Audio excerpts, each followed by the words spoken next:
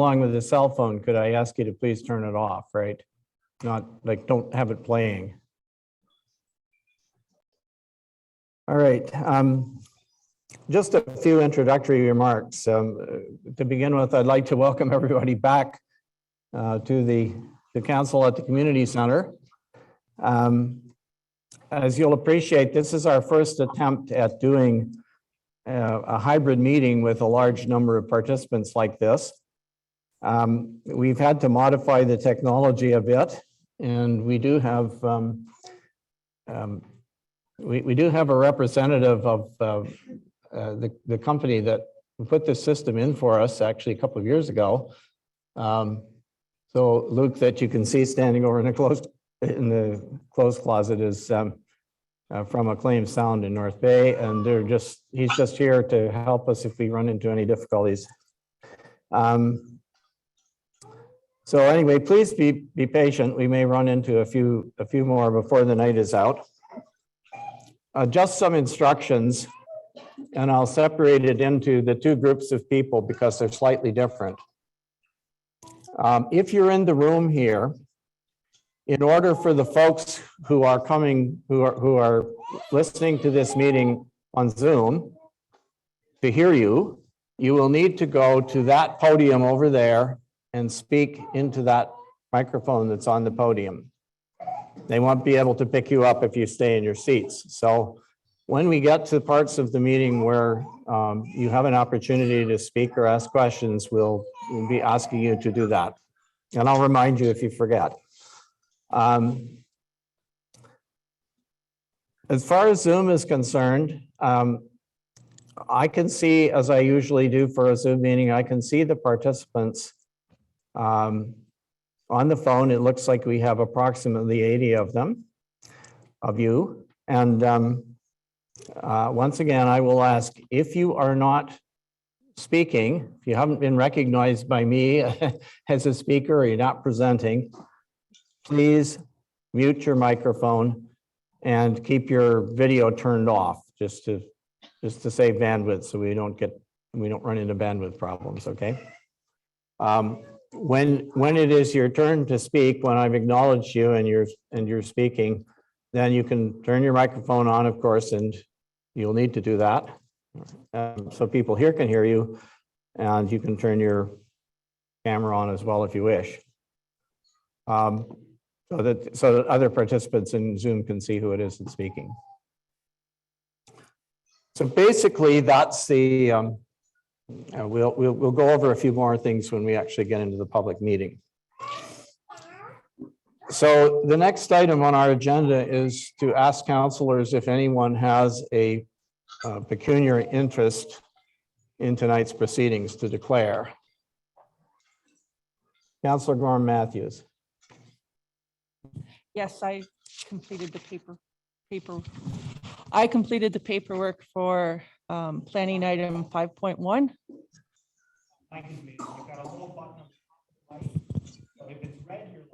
Oh, it's red. She's live.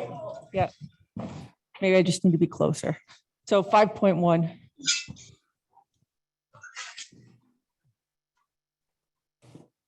Okay, thank you. Is there any other pecuniary interest? Please tell us what 5.1 is, because I don't know. All right. 5.1 is an item on the agenda, and it deals, we're going to come to it in just a second. It's an application for a consent for a severance of property. And it's a property which is immediately adjacent to the property that Councillor Gorham Matthews and her family own. So that's why she's declaring the conflict of interest. Okay. All right then.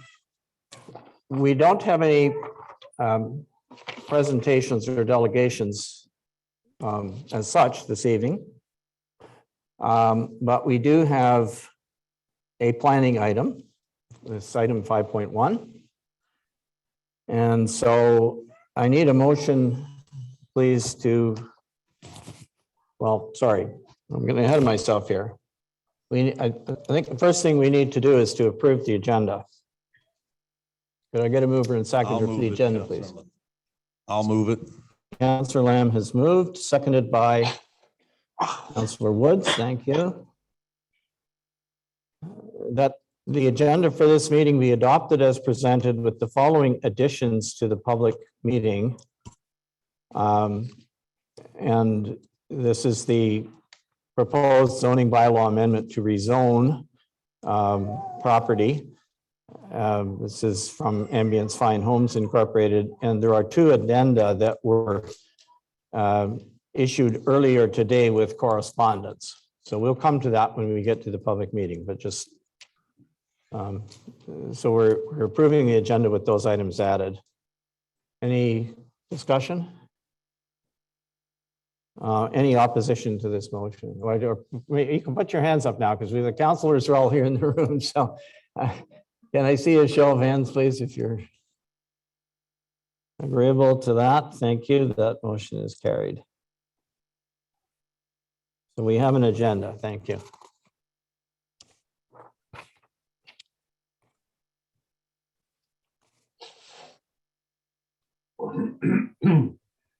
Now I would entertain a motion to move into committee of the whole for consideration of our planning item. I'll so move, Council McEwen. Thank you, Councillor McEwen, seconded by, Counselor Lamb. thank you. That this meeting move into the committee of the whole at 6:45 p.m.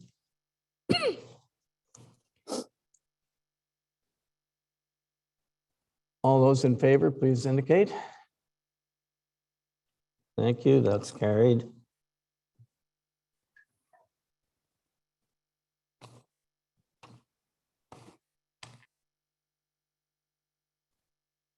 All right.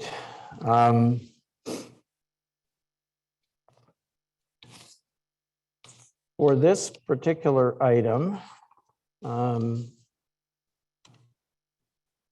I believe the usual practice would be for us to get a report from our planner, John Jackson, who is seated at the table over there in the red jacket. John, if you could bring your microphone a little closer, turn it on. If the red light's not on, press the button and introduce your report, please. Thank you, Your Worship. Good evening, Council, members of the public. This is an application by Mr. Norman of Wabash Cache Road to create 3 new rural lots. The application provides for minimum standards that meet the municipality's planning instruments in terms of frontage and area. I understand there might be some confusion over the access that is to take place on these lots, and it may be prudent to include a qualifying condition to ensure those access arrangements are in accord with sound planning practices. But for the most part, it's a straightforward application in that regard. Be happy to answer any questions. Okay, thank you. Are there questions from councilors in regard to this application? I'm not seeing any.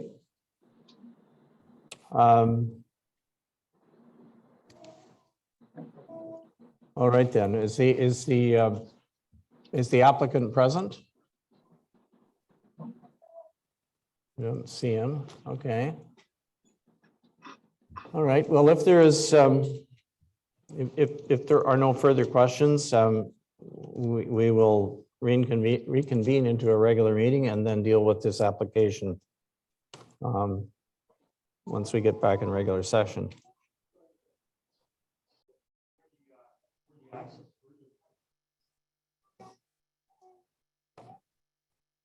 Mr. Jackson, do you want, the question is,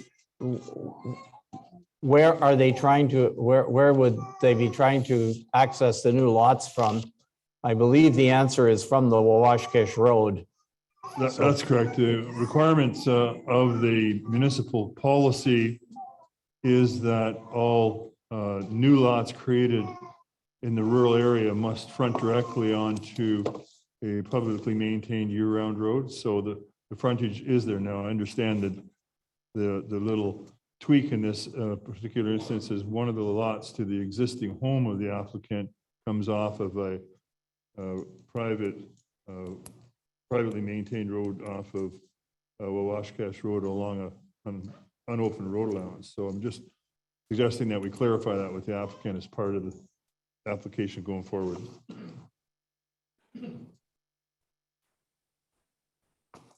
Okay, thank you. That answer the question? Okay, good, thank you. Mayor Conroy? Lynn Brennan speaking.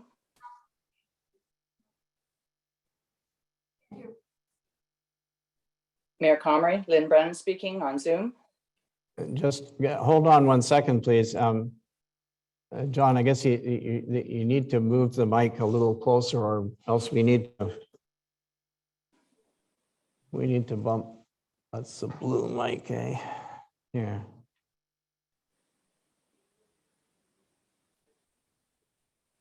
All right, we'll try. We just brought it up a little bit. I Okay, think that should be that'll be clear. better. Sorry. Thanks for that. Okay, now, there was someone on Zoom who was asking a question. Am I correct? Looks like Lynn Brennan. Is that That's correct. you? Go ahead. I was wondering how the entrance permits worked for the driveways for the 3 properties. Is there requirements for entrance permits, being that that section means that there's 3 driveways entering a section of Wawashkash Road by an intersection and then by a curve with a driveway across from it. So Okay, is there any concern about the driveways, entrances? okay, fair question. Do we have an answer? John, do you have an answer? Well, generally speaking, and perhaps Michelle might jump in, but there's a, I call them culvert bylaws, where the operations manager and his crew determines where the appropriate location for entrances should occur. So that's built into the process. Okay, thank you. All right, anything else before we resume our regular session? Okay, if there's nothing else, then I will ask for a motion to move back into the regular meeting. I'll make the motion. Moved by Councillor Lamb, seconded by Councillor Woods. That this meeting move into a regular meeting at 6:51 p.m. All in favor?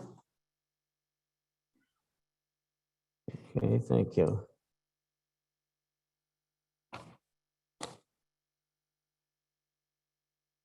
So now we have a resolution related to the matter that we just discussed. And I'll read it to you and ask for a mover and seconder. Whereas John Jackson Planner Incorporated has prepared a report dated June 13th, 2022 for the Parry Sound Area Planning Board regarding consent application B24/2022 Whitestone. The applicant is Norman and provided a copy to the municipality of Whitestone. Now therefore be it resolved that the Council of the Municipality of Whitestone receives this report as information, and that the Council of the Municipality of Whitestone recommends this consent application for approval in principle, subject to the following conditions. 1, that payment of a parkland dedication fee be made in accordance with the current municipal fees and charges bylaw. Number 2, that the 3 new rural lots receive 911 addressing from the municipality. Number 3, that any portion of the Wawashkash Lake Road adjacent to the subject property that is found to be 10 meters from the center line of the traveled road be conveyed to the municipality of Whitestone as a road allowance widening at the expense of the applicant. And 4, that payment of all applicable planning fees be made to the municipality of Whitestone. And Mr. Jackson, were you suggesting that we add a fifth item to this? Yes, yes, I am, Your Worship. If you don't mind me just indicating what I think it should be, that we add a fifth condition that the applicant clarify the access to the severed lots, that the applicant clarify the access to the severed lots to ensure appropriate driveway locations. Verify the access To the severed to the lots severed lots. to ensure appropriate driveway locations. To ensure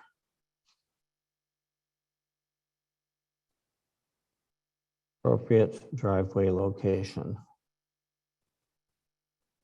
All right, thank you. So there are 5 conditions to this suggested motion. Can I get a mover and seconder for it, please? I saw Councillor Woods first, I think, and seconded by Councillor McEwen. Any discussion?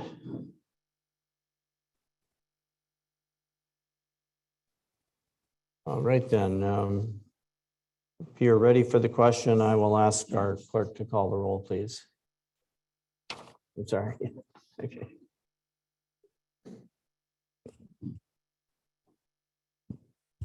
Thank you, Mr. Mayor. Councillor Gorham Matthews.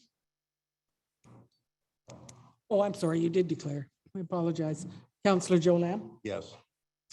Councillor McEwen, Yes. Councillor Woods, Yes. and Mayor Comrie. Yes. That motion is carried. Okay, thank you.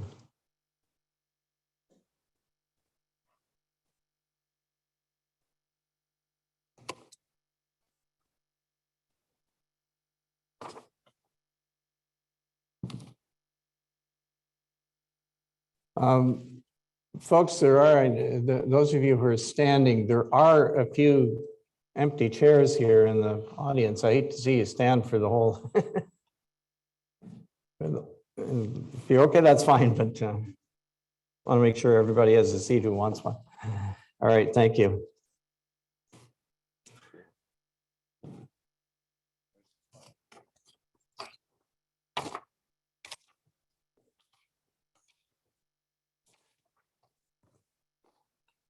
So that brings us then to our public meeting, item number 6. Could I get a mover and seconder, please, that this meeting move into a public meeting? Councillor Gorham Matthews moves, seconded by Councillor Lamb. And we're at 6:56. All those in favor? Thank you, that's carried.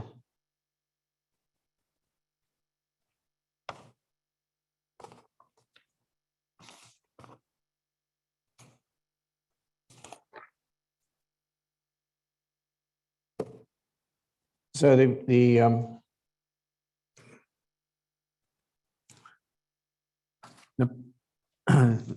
protocol for this meeting is, first of all, to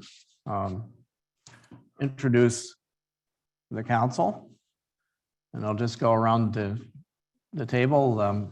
Councillor Brian Woods on the far end, Councillor Joe McEwen. I'm Mayor George Comrie, Councillor Joe Lamb, and Councillor Beth Gorham Matthews. And also seated at the table is our CAO clerk, Michelle Henry. And I have already introduced our planning consultant, John Jackson, who's over at that table. Beside him is Paula Macri, our planning assistant. And I don't think we have any other staff here in the room. So those are introductions. Next, I'll ask if there is a disclosure of pecuniary interest on the part of any of the councilors with respect to this item that we're going to discuss? Okay, I hear none.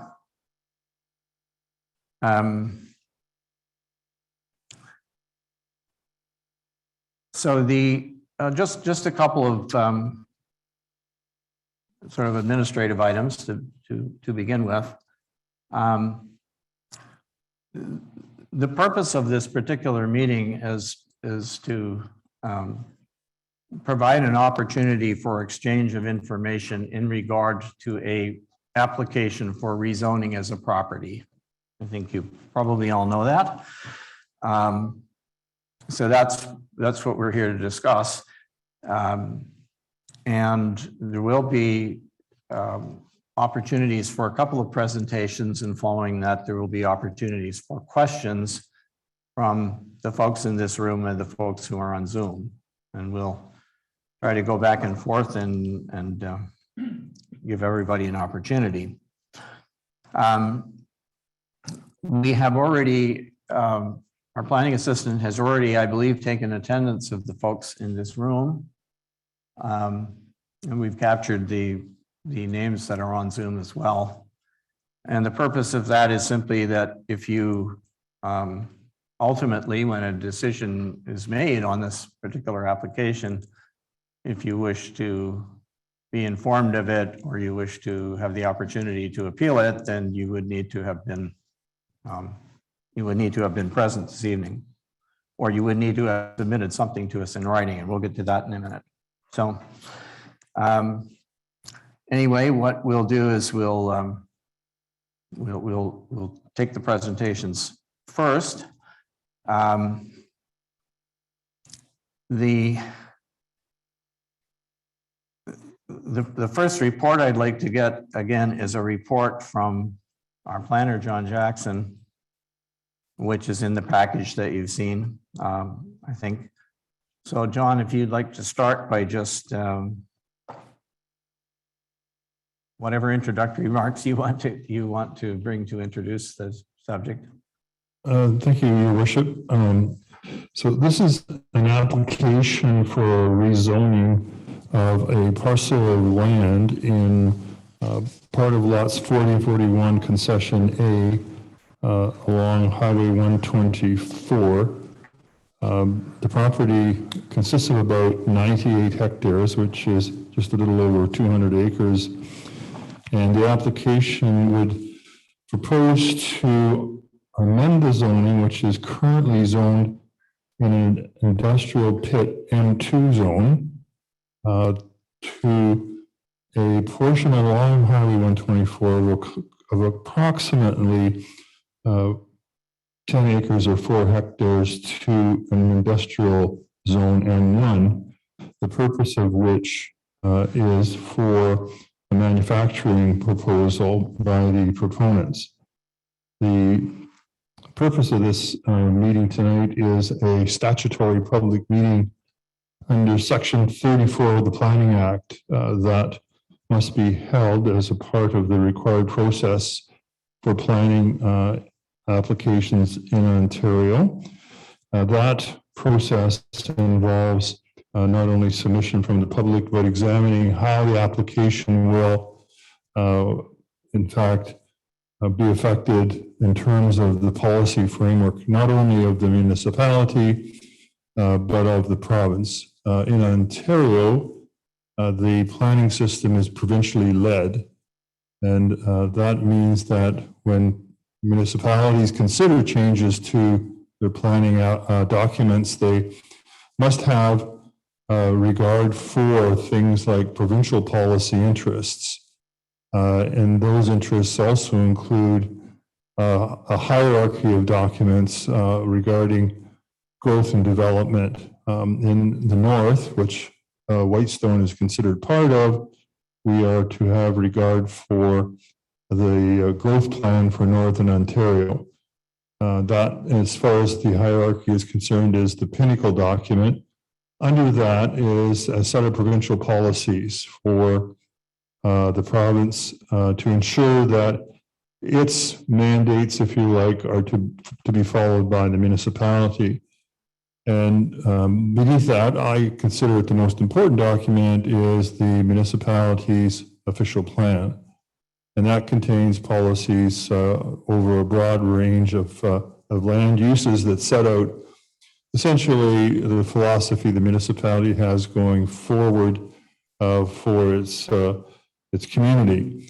Now, an interesting kind of characteristic of rural recreational municipalities that I would describe Whitestone as being is we don't really have a typical urban kind of planning framework. We don't have a downtown per se. We don't have an industrial area. We don't have the kinds of urban segments that you would see in more of your hometown areas if you're not permanent residents here.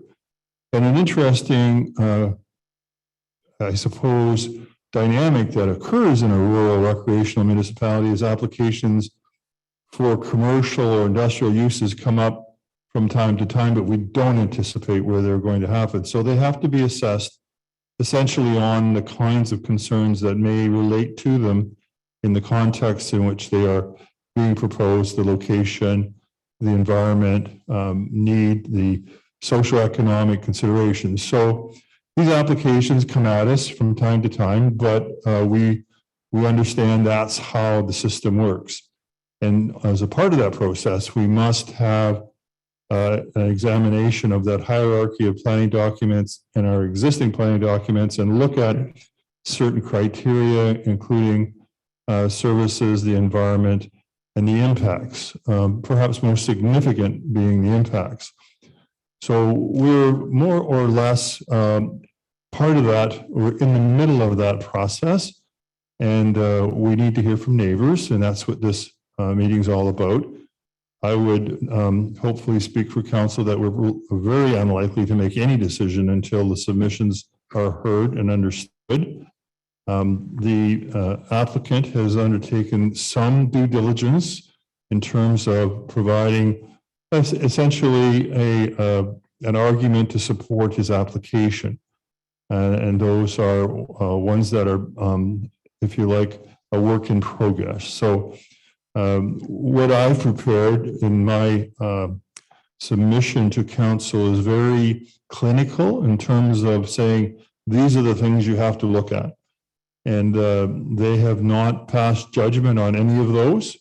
They hope to do so at some point, and your submissions will be respected as part of that process. So it's, as I say, it's a very transparent process, and it's a process that must follow certain rules of the road, if you like, in terms of planning in Ontario. And so here we are, Your Worship. I just hand it back to you for the next segment, which would be to have submissions. Thank you. Okay, thank you, John. I'm going to ask our clerk to just read out the list of submissions that we have received so far in regard to this application as of, I think, noon today.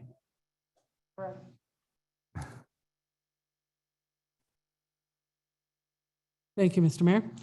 Included in the package, in the original agenda, was a submission from Michael Badoka. If I pronounced that wrong, I apologize. Barb Schwartz, Harry and Karen Missel, and Harry Cummings. We released two addendums. The first addendum included comments from Mr. Josh Davis, Christine Yamada, Tom Hilditch, Adam Craig, Margie Salagi, Jane and Michael Dick. The second addendum included comments from Jeannie Donato and Jeannie Buscaldo, and Kathy Wismer. In addition to those two addendums, afternoon today, we received an additional 5 submissions from Kevin Yamada, the Shawanaga First Nation, and Derry, Kelly Rutherford, and Scott and Francis Price. Thank you, Mr. Mayor. Okay, thank you. So that covers all of the submissions that we have received so far, correct?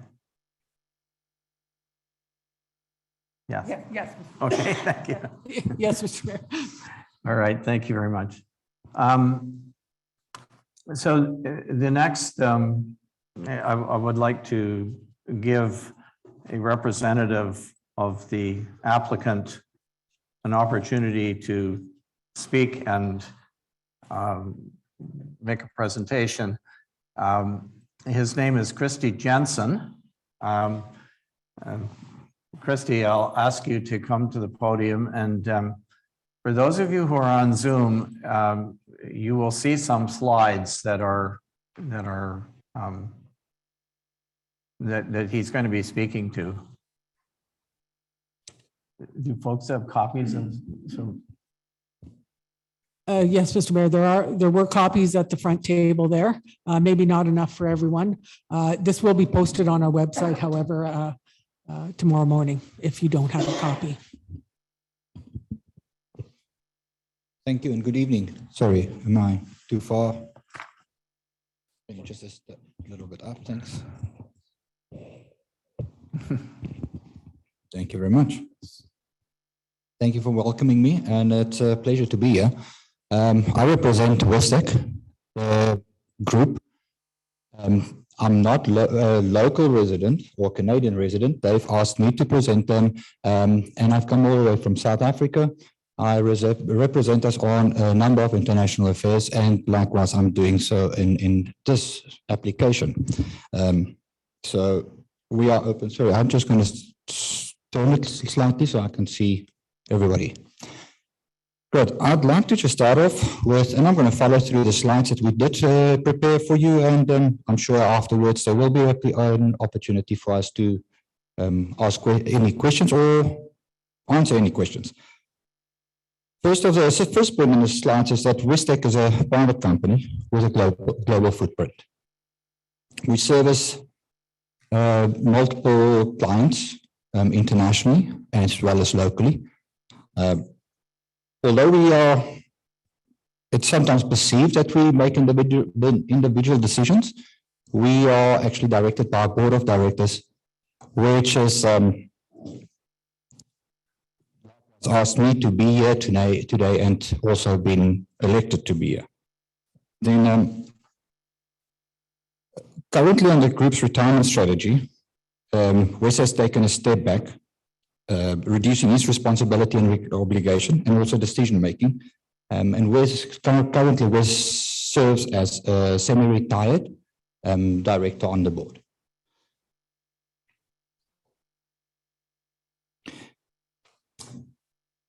So currently the property is zoned as M2, as Mr. Jackson correctly alluded, and under the M2 zone, we are a pit, properly conducive for excavation, extraction of sand and gravel. Now, we've actually, since we've had the property, had a couple of requests for gravel and sand, which we denied. We do not want to deal in that. Under the current zoning rights, there's minimal restriction in the activity that we can actually do. And the current zoning rights could be negligent to the environment. There's no restriction. Multiple excavation equipment with high level of air pollution, noise, is allowed to operate across the M2 zoned pit. And that's all roughly just over the 200 acres. We can have heavy pickup trucks to collect, drive in, heavy dump trucks. All of that's currently allowed under M2. During the excavation of the land, we can expand with no regard to natural resources currently, and that's our understanding. So the current zoning of M2 holds far more devastating disadvantages to the ecological impact than what we are proposing. The motivation,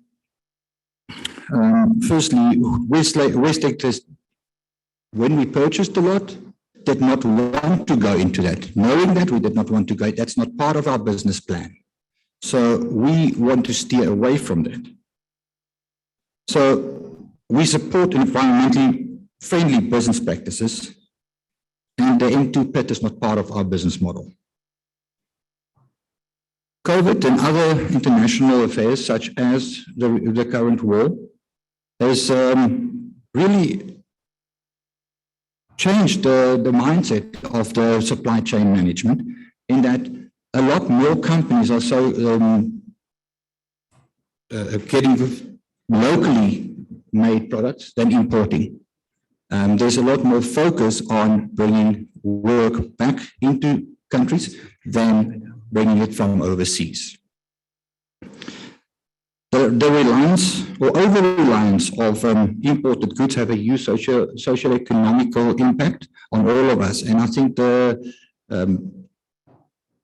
consumer on the ground, which is you and I, bottom line, feel it mostly. Point in case is current fuel prices internationally.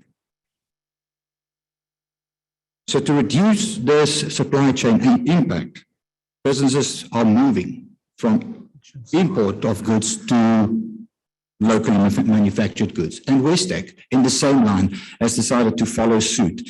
And it is in that sense that we have decided or made the call to localize our high-end manufacturing to Canada, whereas it is currently in different areas. We're currently supplying fabric to Canada and US to multiple of clients. Our clients is very specialized. It's high-end fabric. It's not your garment material that's subject to dye or any of the other processes. It is high-end material that goes into specific products. We have got very tight confidentiality agreements because of the speciality with all our clients. We cannot just divulge any of the information. We cannot just to third parties, and we cannot just take pictures and photos and spread that around because of the legalities that's behind that. Yeah, we do have some fabrics currently in a warehouse nearby, which we can show, and we can, if there's anybody that's interested, I could actually have a sample either delivered or we can show that. But I cannot publicly go and on public media or social media go and put pictures. That will put us in a very bad situation. As I said, our vision is to move our high-end textile operation to Canada. And if we talk about high-end, I must reiterate, that's the weaving looms and warping machines. That is the only two aspects that we would like to move. Just to briefly explain that, is we buy in bobbins. We don't make our own yarn. So we get the bobbins of yarn. We load the loom or the creel. From the creel, it's turned over into the weft, which is the length of the fabric. That goes into the back of the loom, and the loom puts the warp into the fabric, which is the width. And fabric comes out on the other side. It is literally yarn going in and electricity that's supplying the loom. There is no other waste. There's no chemical tanks, nothing involved. We don't dye, we don't treat the fabric afterwards. The fabric as we supply go to our client. We supply it according to their specifications and they pick it up from us. That is as simple as that. The fabric is a blend of polyester, nylon, Kevlar. In that regard, that's the yarn that we use and which we import. So in order to achieve our vision of moving to Canada, we required a few things: installation equipment, tools, machinery, buildings to accommodate the machines, and staff to operate and manage the process. A project this size required careful planning and is therefore divided in 3 phases. As we moved into action on these 3 phases, business opportunities presented itself, and the company adjusted its mandate to follow these business opportunities. Firstly, on the 3 phases, we had to develop a capable functional machine shop to fulfill the installation of the relocated equipment. Not having anybody or a machine shop here would have been very negligent for us, bringing equipment of this caliber over, and we have no one here that can assist with the installation. We can't rely on contractors for all the work. Some of the work is specialized, and we need to have specialities or people that know how to work on these machines and do the installations. Sorry, I hope I'm not taking too much time. Okay, we're just making sure the slides are Yes. keeping up with you. Go ahead. Right. Then secondly, we have to obtain the property and build the required workspace to accommodate the weaving equipment and the flow of utility supply. So in the weaving loom or in the weaving shed, the flow of operations is very important, from where your raw material comes in to your production to where your finished product goes out. And if you have that mixed up, it from a logistical point of view creates a nightmare.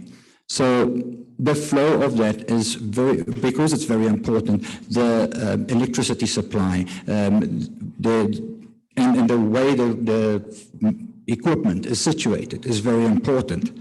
And if we were to just rent any other building, we had to make changes to the building, the floor plan, etc., to accommodate our supply of electricity, etc.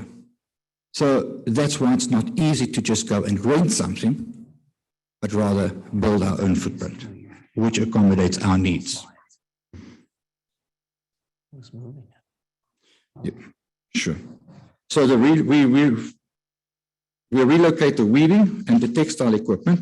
And in phase 1, we acquired all the equipment, the machinery, and know-how to actually facilitate the move. So when we get here, we've got everything to actually put the machines in place and where they belong. But then we realized all the equipment that we've got also opens up other doors for us in the advanced manufacturing and metalwork. So Westech Advanced Manufacturing was then registered and is now a standalone entity under the Westech Group. The metal manufacturing equipment with precision engineering capabilities enable us to manufacture components for various industries, such as the automation. Now, automation was previously mentioned, and people thought we want to do automation. No, we have got access to provide parts and components to people that is doing automation. Not that we want to do the automation. The automobile industry, we can provide parts and service, parts and components to the automobile information. Aeronautical industry. We are working with the defense ministries to combat the war effort and support that. Robotics.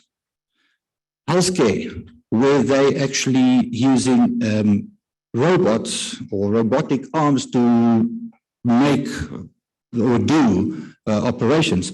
We are in talks with people that building that to make components to that.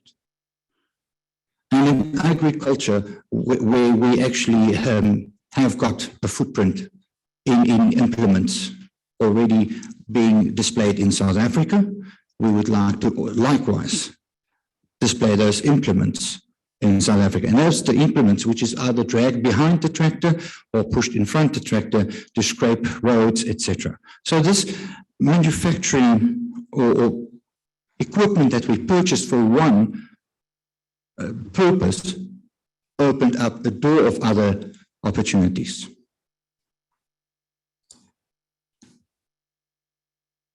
Westec Advanced Manufacturing led us to discussions, with a local college to assist students to obtain practical experience. And we were there. It's not too far off. But unfortunately, due to COVID, those talks were stopped and we couldn't communicate with one another, and there was no physical interaction in terms of meetings, etc. The other obstacle which we faced at the same time, and which we currently face as well, to be able to carry on with this, is a suitable working area or building, which is also why the application of rezoning is important to us.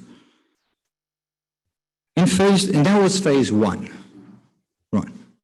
Phase two is really the building phase.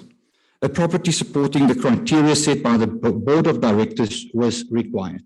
So first of all, the directors looked at a property big enough where elements like trees, forestry, station, etc., gave a buffer between us and neighbors. We did not want to intrude on anybody's doorstep. That's why we looked at this size of the property of 200 acres was the right size. We want to use 10 acres of that. Then secondly, it should be close to main road, and access on Highway 124 fell within that criteria stipulated. Yeah. Well, and the reality around that is we don't have a lot of transportation coming in. It's not a daily occurrence. When we do buy raw material in its container load, and the amount of raw material we get in one container lasts quite a long time. So from a point of raw material, it is limited. And then that's right. And the traffic that we envisage in the structure would have much less traffic than the open pit and mining or excavation. In safety, there currently is a couple of buildings on the property where we can store some equipment and machinery. And if need be, if there's contractors working, we can accommodate them as well. And then lastly, the property must present a favorable investment opportunity. So after looking at that, the property in question conformed to all the criteria, and it was decided to move ahead. At own cost, Westec followed the due diligence required to apply for this application. Azimuth was appointed to perform an environmental impact study, and it's included in the pack, if I'm not mistaken. Our initial plan was to actually have a larger portion of land rezoned, about 30 acres, and bring a bigger contingent of textile activities. But once we received Azimuth's report, the directors agreed to reduce the zoning area and only focus on the highlighted area of the advanced textiles. And we also took that plan, that Azimuth's report, into consideration. We initially planned to have the building more parallel to Highway 124, and because of watersheds running down from the neighboring property, there is a frog area. We decided to move it from horizontal to more 90 degrees back and away from that area. So we're trying to really work around the ecology that's in that area, based upon the reports that we've received.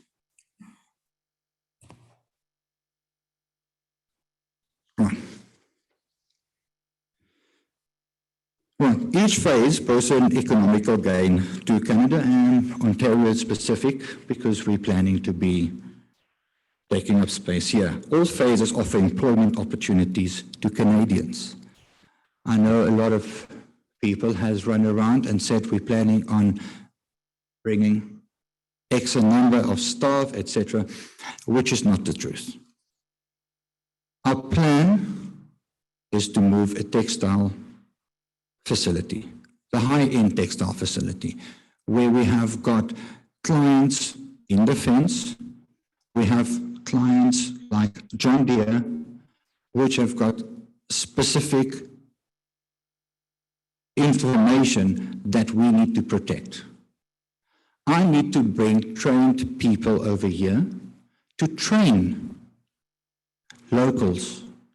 It's not a skill we're going to get off the street. So we want to bring a handful, literally a handful, the specialists that I can. I just flew from South Africa. Just my ticket here was $2,000. And that over 50, that's not even my return yet. That over 50 people is not a financial investment to any company to do.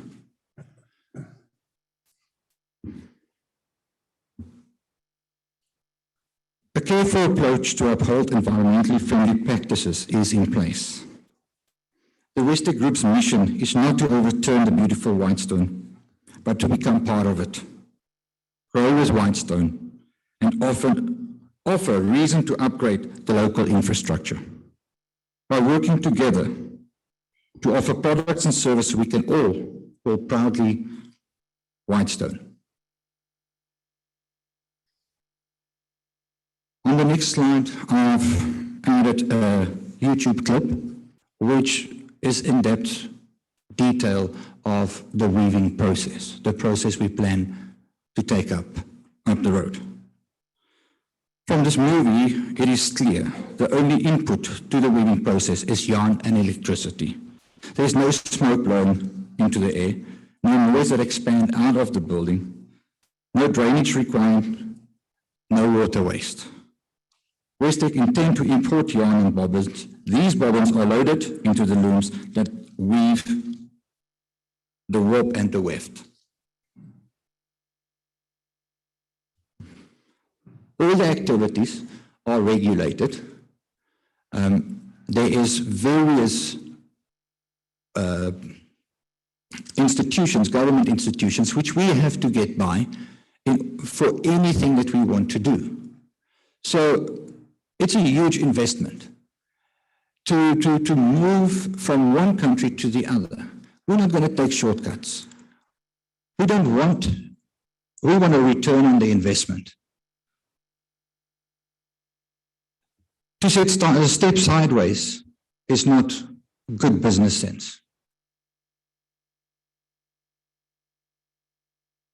Our advanced manufacturing of 5- and 9-axis machinery require input of metal, electricity and fluid for cooling purposes.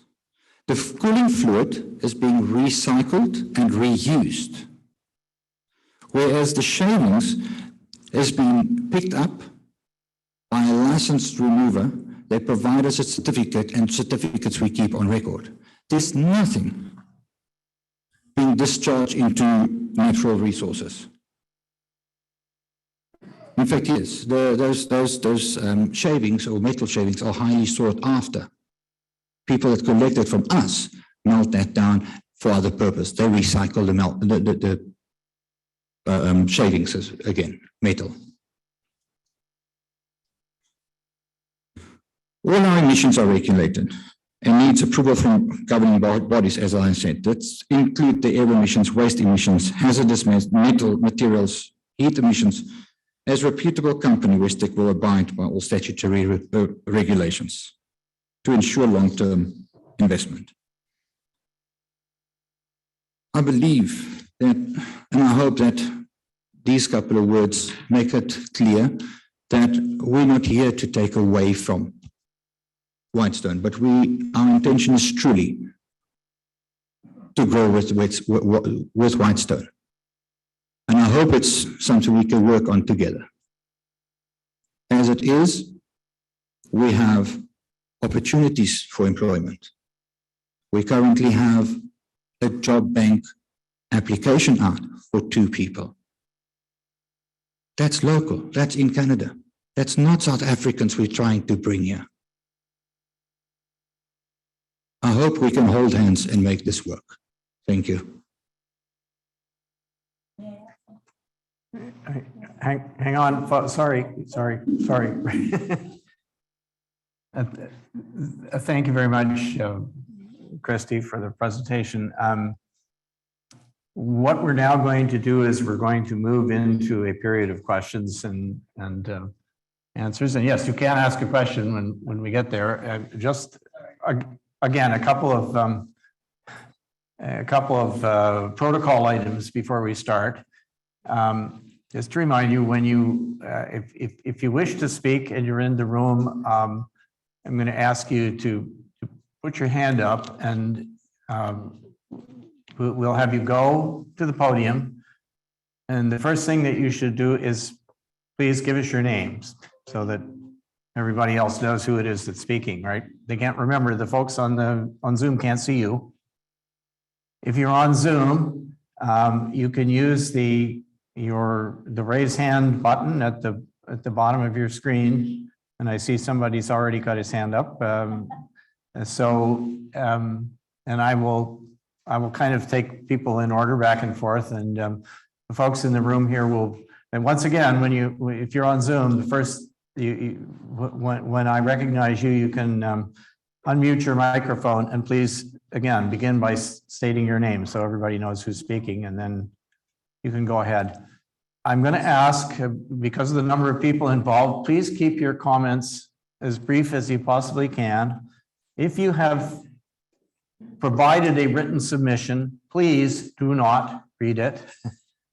Okay, everybody will have an opportunity to read the whole thing. Just in the interest of time, please just summarize it or hit some of the high spots.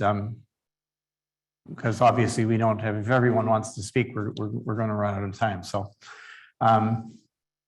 with those instructions, I'll let, we'll start with somebody in the room here, and then we'll go to Zoom and pick up a caller. So Just to clarify, is there a microphone so that people don't have to go back to the gentleman? If there was a microphone that, then they could just ask a question and just makes it a little bit faster. well, I don't know, are you okay with that? I guess we can, well, no, no, actually, we should probably leave that one. Is there another one in the drawer, Luke, by chance?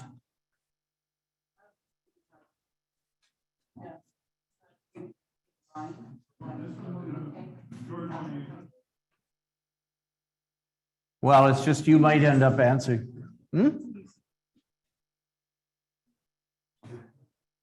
Yeah, no, if someone has a problem getting up to the podium or whatever, then, but otherwise, I think it's easier if you just use the mic that is there, and that way we're not moving them around and, you know, people accidentally turning them off and things. So,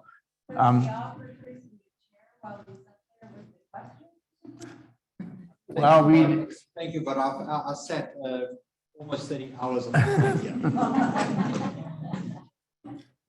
So you had your hand up first. Maybe I should. Maybe we should take you if you want, if you don't mind.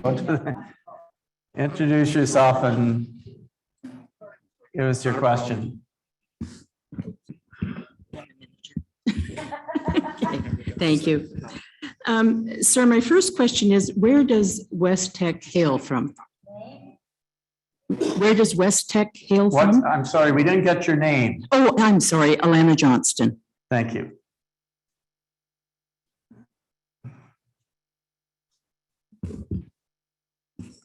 If I understand correctly, the question is, where does West Tech hail from? Yes. Yeah. Great.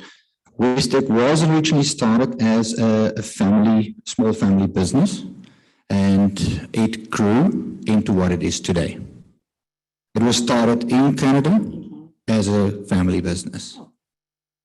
The second question is, you are making fabric textiles. My biggest concern is, you say the textiles are bare when they're made. Now, in further progress, dyed textiles produce nitrous oxide and sulfur dioxide. That is, my question to you is, eventually, will we have chemical emissions from the factory? It's carcinogenic. No, we won't. I can guarantee you, our intention is not to dye. We currently are not a dyeing plant. We're not in that business. That is a clothing industry which is very cutthroat Eastern monopoly. So we're not in that industry. Short two questions. Will there be any lake water used at all? No, there's no water input in any of our processes. And lastly, are you sort of guaranteeing us that eventually these products will not be dyed, the fabrics? No, we will not. We're currently not dyeing, we're not part of dyeing, and it's not something we ever want to go into. Thank you, sir. Okay, thank you. I've got a hand up on Zoom, so let's try this one. Sean, please state your name and your question, please. Thank you, Mayor Comrie. Yes, I'm Sean Hay, and I am a ratepayer at Crown Retreats Road. And I have a question in regards to the advanced manufacturer or advanced metal machining facility. I have a little bit of a background. I went to school for robotics and automation, and I have about 25 years experience. And currently, most of my customers that I work for, that I supply automation for, is Linamar and Magna. These are big tier 1 suppliers for the automotive industry, the big three. And a lot of them do very advanced machining. They do powder metal. They do a lot of finishes and coatings, which are very important because once you machine something, it tends to rust or corrode or oxidize very quickly. So those parts require a finish to be applied very quickly to prevent that corrosion from occurring. In Whitestone, there really isn't any facility that can apply those coatings. You would have to probably travel down to the GTA. I don't think there's anything in Parry Sound. I'm assuming that you would have to coat at this facility in order to protect those parts. Almost every part that I've seen going into my automation have been coated, and they've been coated on site. So my concern is those coatings like anodizing, even hardening stuff, rust inhibitors, all of these involve very harsh chemicals, and it includes washing and cleaning the parts before coating. Will you be doing this at the advanced manufacturing facility? Or how do you plan on addressing corrosion for these parts? This is a really big concern of mine because I've seen it for the last 20 years at Linamar and Magna, and I've worked at probably 12 different plants. So, so I guess that's a question for the Westech representative directly. Thank you. Yes, it is quite valid, and we have not taken up to do any treatment in our plant. Simply speaking, the facility is not big enough to accommodate that as well, and our mandate is to outsource most of the cleaning and treatment of the components. Thus far, all, because we don't have the people qualified in-house to do it. Okay, folks, sorry, we can't have a dialogue back and forth across the floor. I'm sorry, that's not going to work.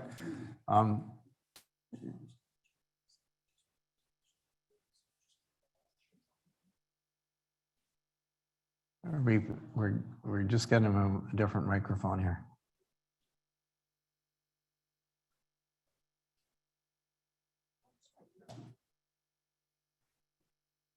Hello, are you on?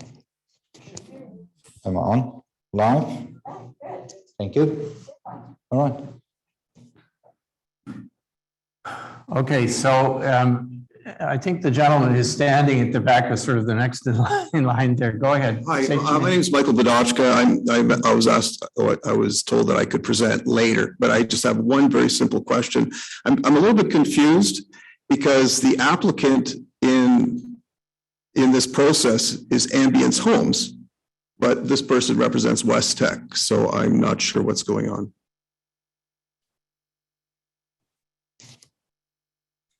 Correct, Michael. It is Ambience Home is the applicant.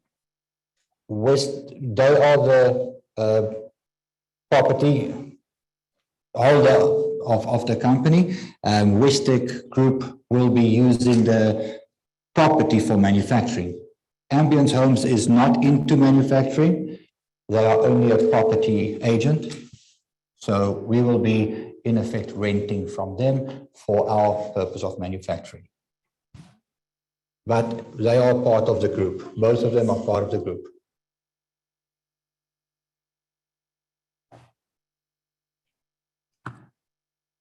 Okay. Well, maybe we'll take some more questions from the room. I'm trying to. Are you watching who's next? I'm sorry? Okay, Mr. Cummings, right? You want to?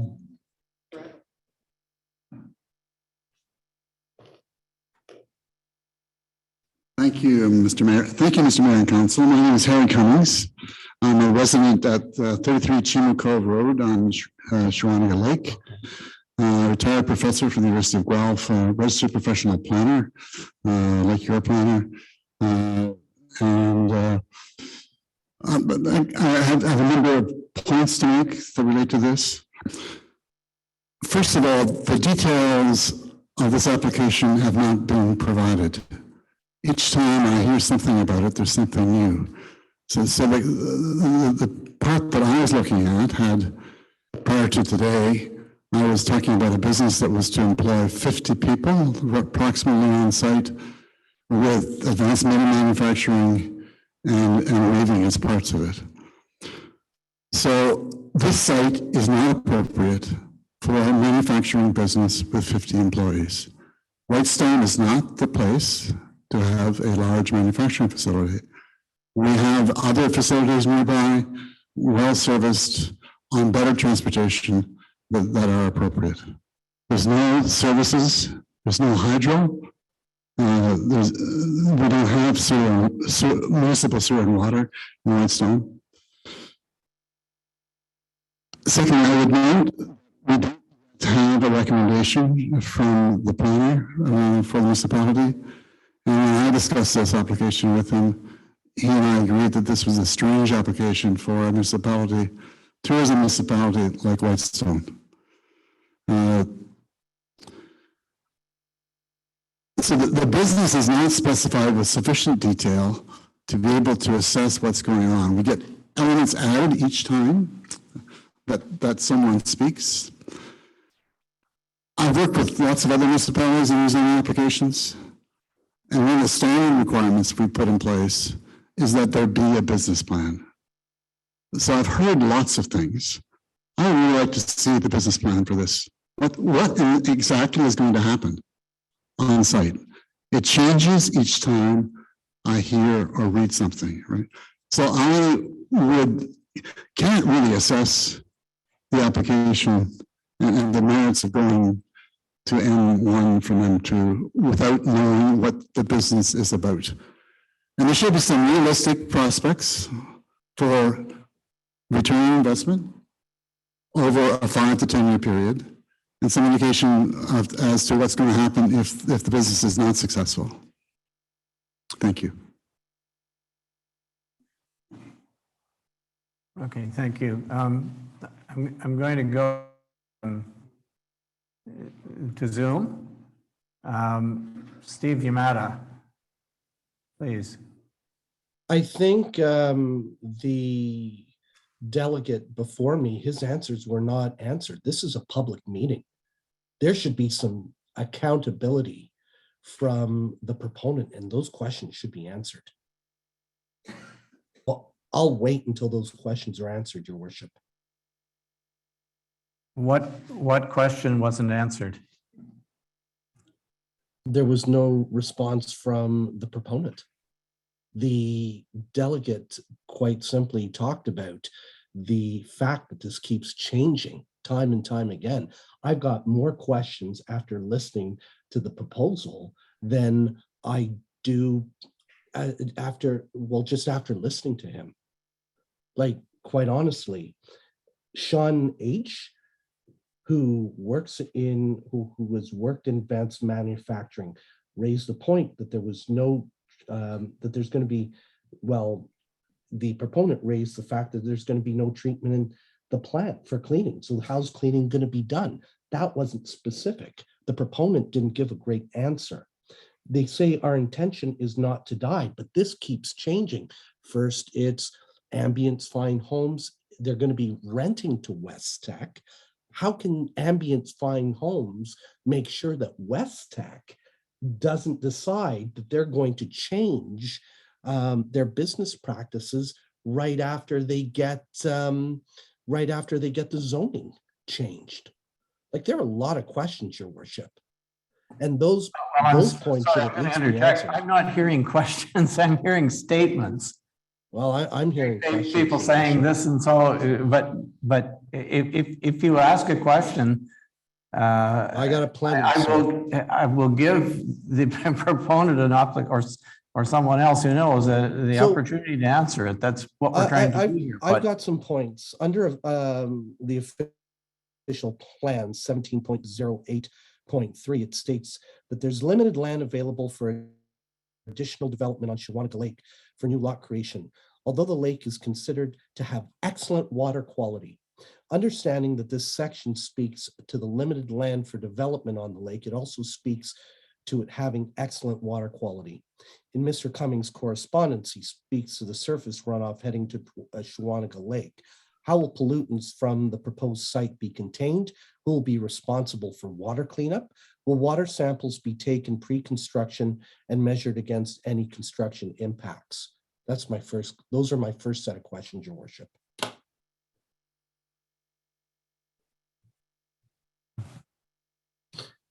Okay, I'm not sure. I was looking at Mr. Jackson to see if he had a comment in response to that, but maybe while you're thinking about this, I guess. Well, just if I could, Your Worship, through you, simply indicate the purpose of the meeting is to have submissions made, not to really debate those issues, get the questions, and we will get answers to those so that we don't lose sight of what this particular statutory forum is all about. So I've made the note that there is concern over surface water impacts from this proposed rezoning, and we'll respond to that. Thank you.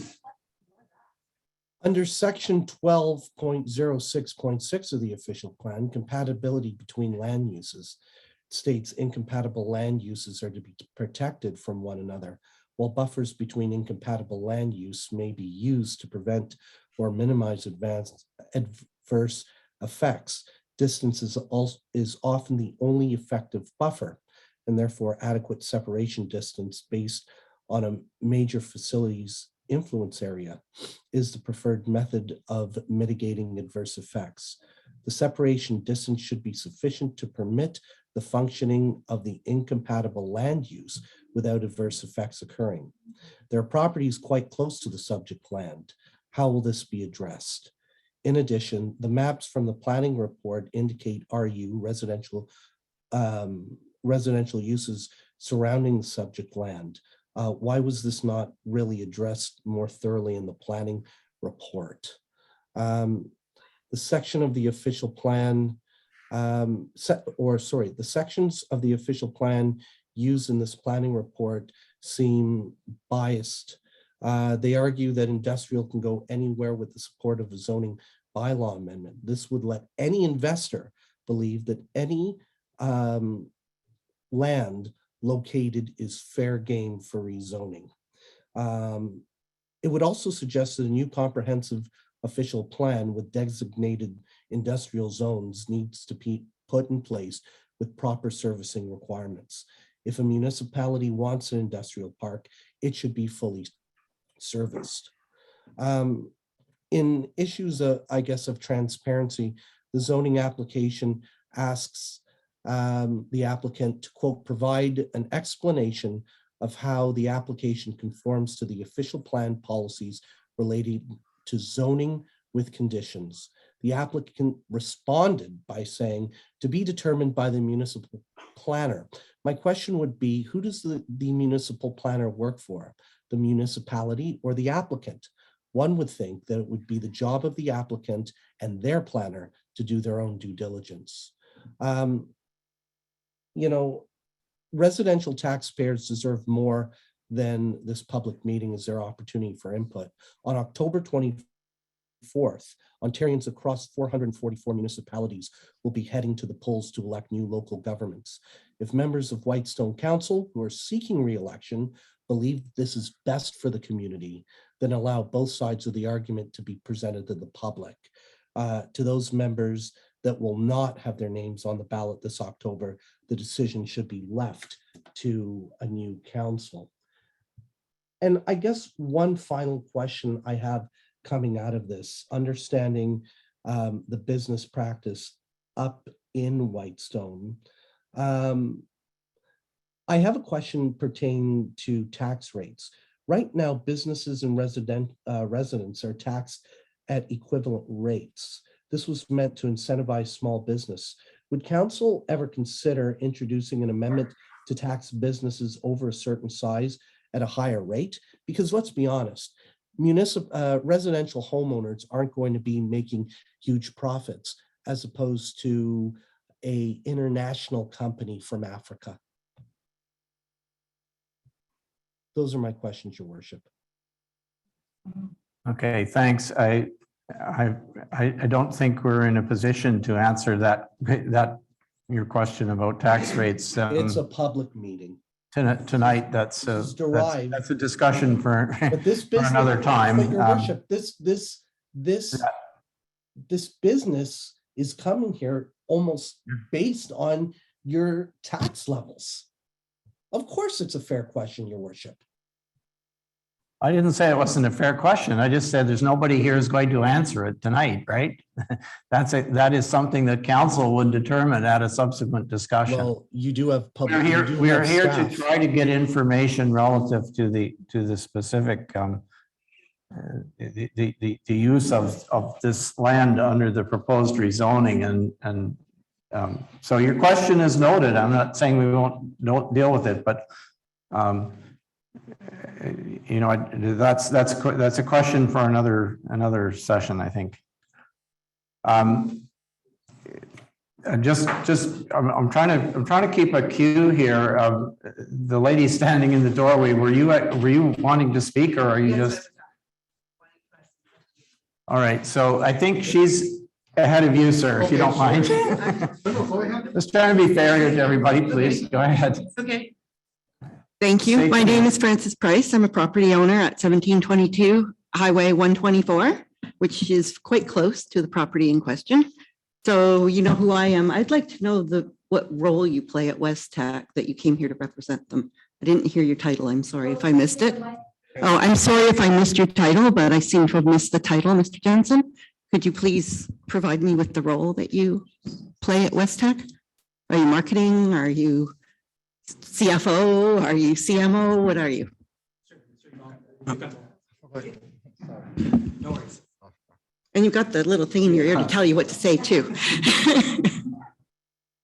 I represent South African. Other way? Yeah. Okay. I represent South African affairs. Your title? Like your position, whatever you want to call it? Yeah. In South Africa, General Manager of South Africa. Okay. I do also represent the company in international affairs. I've represented the company in USA as well as now in Canada. So Chief Development Officer, Chief Marketing Officer, Chief Financial Officer, all of the above. Where if I am directed by my directors, if they find that my set of expertise will be best utilized in this situation, they ask me.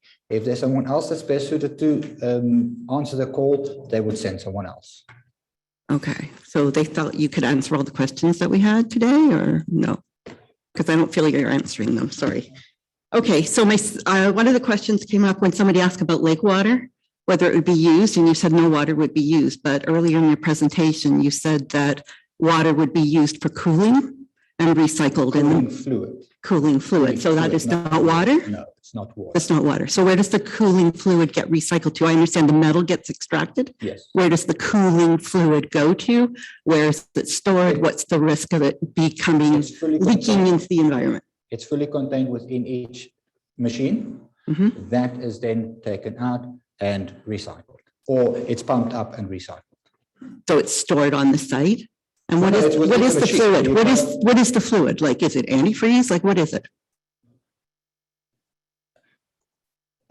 It's an oil-based to make up of it. We purchase it. It's an oil-based fluid. Yes. Excuse me. Who's answering that? No. Somebody else that's not from the company, or somebody that is from the company, or what? I don't know. I didn't hear where it came from. I'm sorry, Sean I don't Hay. have the exact I am. makeup of it. We purchase that in. That is poured into the machine. Each machine has got its own Okay. cooling system, and that is circulated throughout the machine. Okay. Okay. So given that you're in a rural area that doesn't have the traditional municipal services such as sewer and water, many municipalities, I'm sure everybody here knows that many municipalities who have an industrial zoned area require that any industry coming in be connected to the municipal water and sewer system. If you Google M1 on Google, they all come up. Even little Tecumseh says you must be connected to the municipal water and sewer system. You're not on a major highway here. You mentioned 124. That's not a major highway. The Trans-Canada is. So I'm just wondering what it is about that particular property site that you felt was so favorable to it as a selection for your manufacturing site. Ma'am, I frankly feel that I've answered your question already in my representation. I would gladly go over the points again. The one about the buffer that you said when you're building right along 124, I don't think that's a tree buffer. In my opinion, building rezoning at the front of 124 does not provide any tree buffer that you mentioned in your presentation.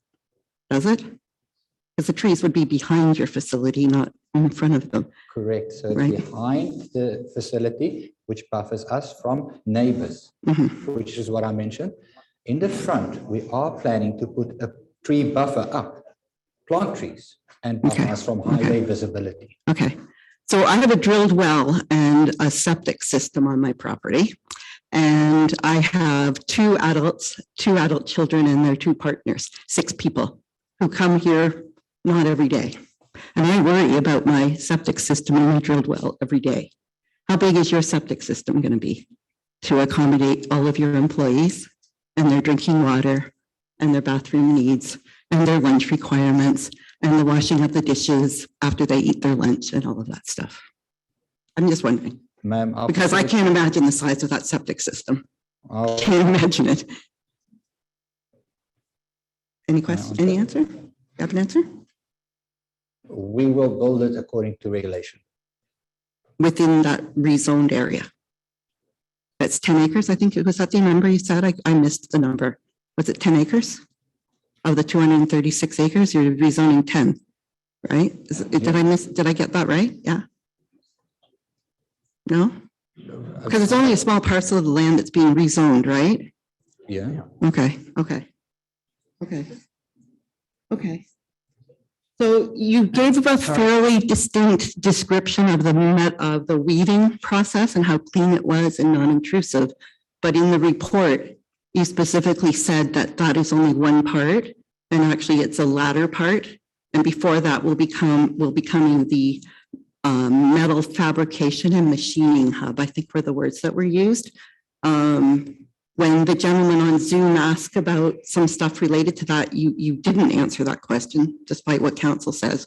And I'm just wondering, can you give such a thorough description of those operations to let us know how they will impact the site and the surrounding environment? Because they're quite different from the weaving facility that most of the attention has been given to. Yes. So first of all, I did make paid more attention to the weaving facility because on your social media feed, there was a lot of attention put on the weaving facility, which was unnecessary attention and really skewed information. So we wanted to get the information about the weaving facility out and clear. I have also elaborated on the metal manufacturing facility, and I did stipulate that there is no pollution that's expected from that. We do not tie into any of the local water or drainage or any systems. Okay, but you said that you wouldn't be doing that coating. I forget the correct term that the gentleman used on the Zoom call, but you said you wouldn't be doing that on site. You'd be outsourcing it. So I assume you're putting that on trucks and sending it down the secondary highway. Yeah. Okay. Excuse me, we're going to have to. Cut me off? There's a big lineup behind you. Yep. Please be respectful Thank of you the very folks. So please try to ask a question, get an answer. So, because other people are listening, trying to hear what's being said. So. Okay, I'm Nick Fody. I apologize. I'm not trying to make this personal, but after your presentation, I had more questions than answers from you. It seemed that you were not forthcoming as far as the actual manufacturing process and what was going to happen. And when I look at the property, look at what you said about the economy, to me, and I'm just a regular, general, ordinary person, it doesn't make sense that I'm bringing all this stuff from Toronto to the Parry Sound area to sell it to somebody in Emmons and North Bay and, Red Lake, wherever. It would make more sense for you to build up there because the property is cheaper. Being near, like even here, you're saying that you want to increase the local economy with employment and stuff like that. Where are these people coming from? Because last time I looked in Whitestone, we don't have a whole lot of young people looking for jobs. Like most of us are cottagers or are coming up here in retirement age. So where is your workforce coming? Like, who are you trying to employ? Like you're making it sound fantastic because we're coming here, we're going to employ 50 people, 100 people, whatever.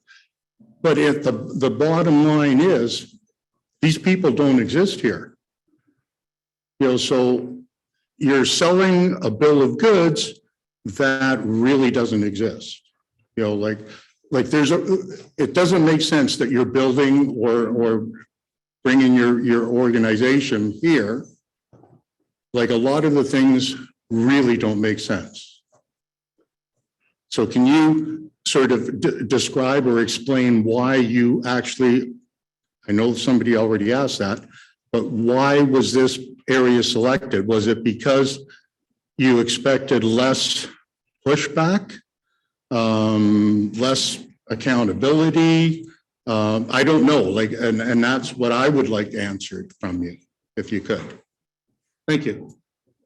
Sure. We do have a trustee, or we have a person available in Whitestone area, which is living here. It's close to the property, and that's one of the key points that we were looking at. We have our own property. We have several properties in this area, and it doesn't make sense to have our property spread across in different areas. And by the way, that we did look at other areas, and the properties, the areas that you mentioned, the properties were more expensive and not at a better rate. So we did our due diligence before we came and decided on this from a business point of view. Is there documentation? Sorry. Well, it's a follow-up to his, like, his Well- response. Like, he said that they did do due diligence, and I'm asking if he can produce that due diligence, because, I mean, it's like me saying, trust me, I'm gonna do the best job for you. Will you? Do you trust me? I would like to see that documentation. The same as the environment, like the environmental aspects on it. There should be documentation where, I can look at and say, okay, yeah, they did do the environmental assessment, and everything is going to be fine, because no matter what happens, if a year from now, after this gets rezoned, they do start dying, because you don't have control over it after they've gotten their first, like, the initial thing. It's not like they're going to be held accountable by anybody.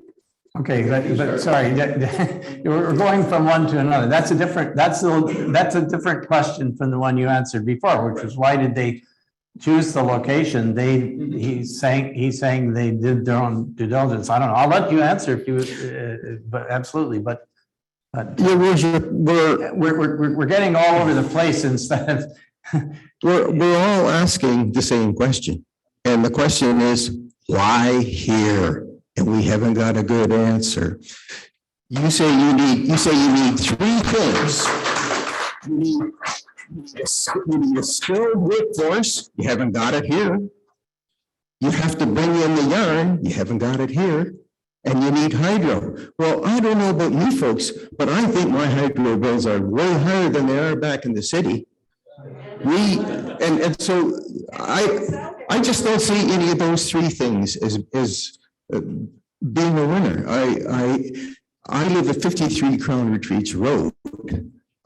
So if you take a look at the prevailing winds, I am about a kilometer downwind, directly downwind. I'm on Fairholme Lake, so I'm also downstream. So we're at the barrel of the gun.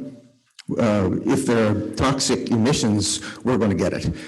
I don't know this person, Kathy Wismer, but she had a question that I think I would like to pose to council, because it's really the only question. And that is, what does Whitestone want?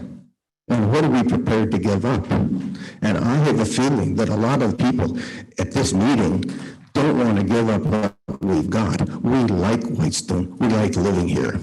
Or we like cottaging here, and we do not really want to see this changed. And I would like to see the council really think hard about this before you make a final change.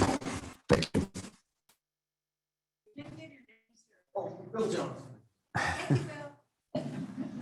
All right, thank you.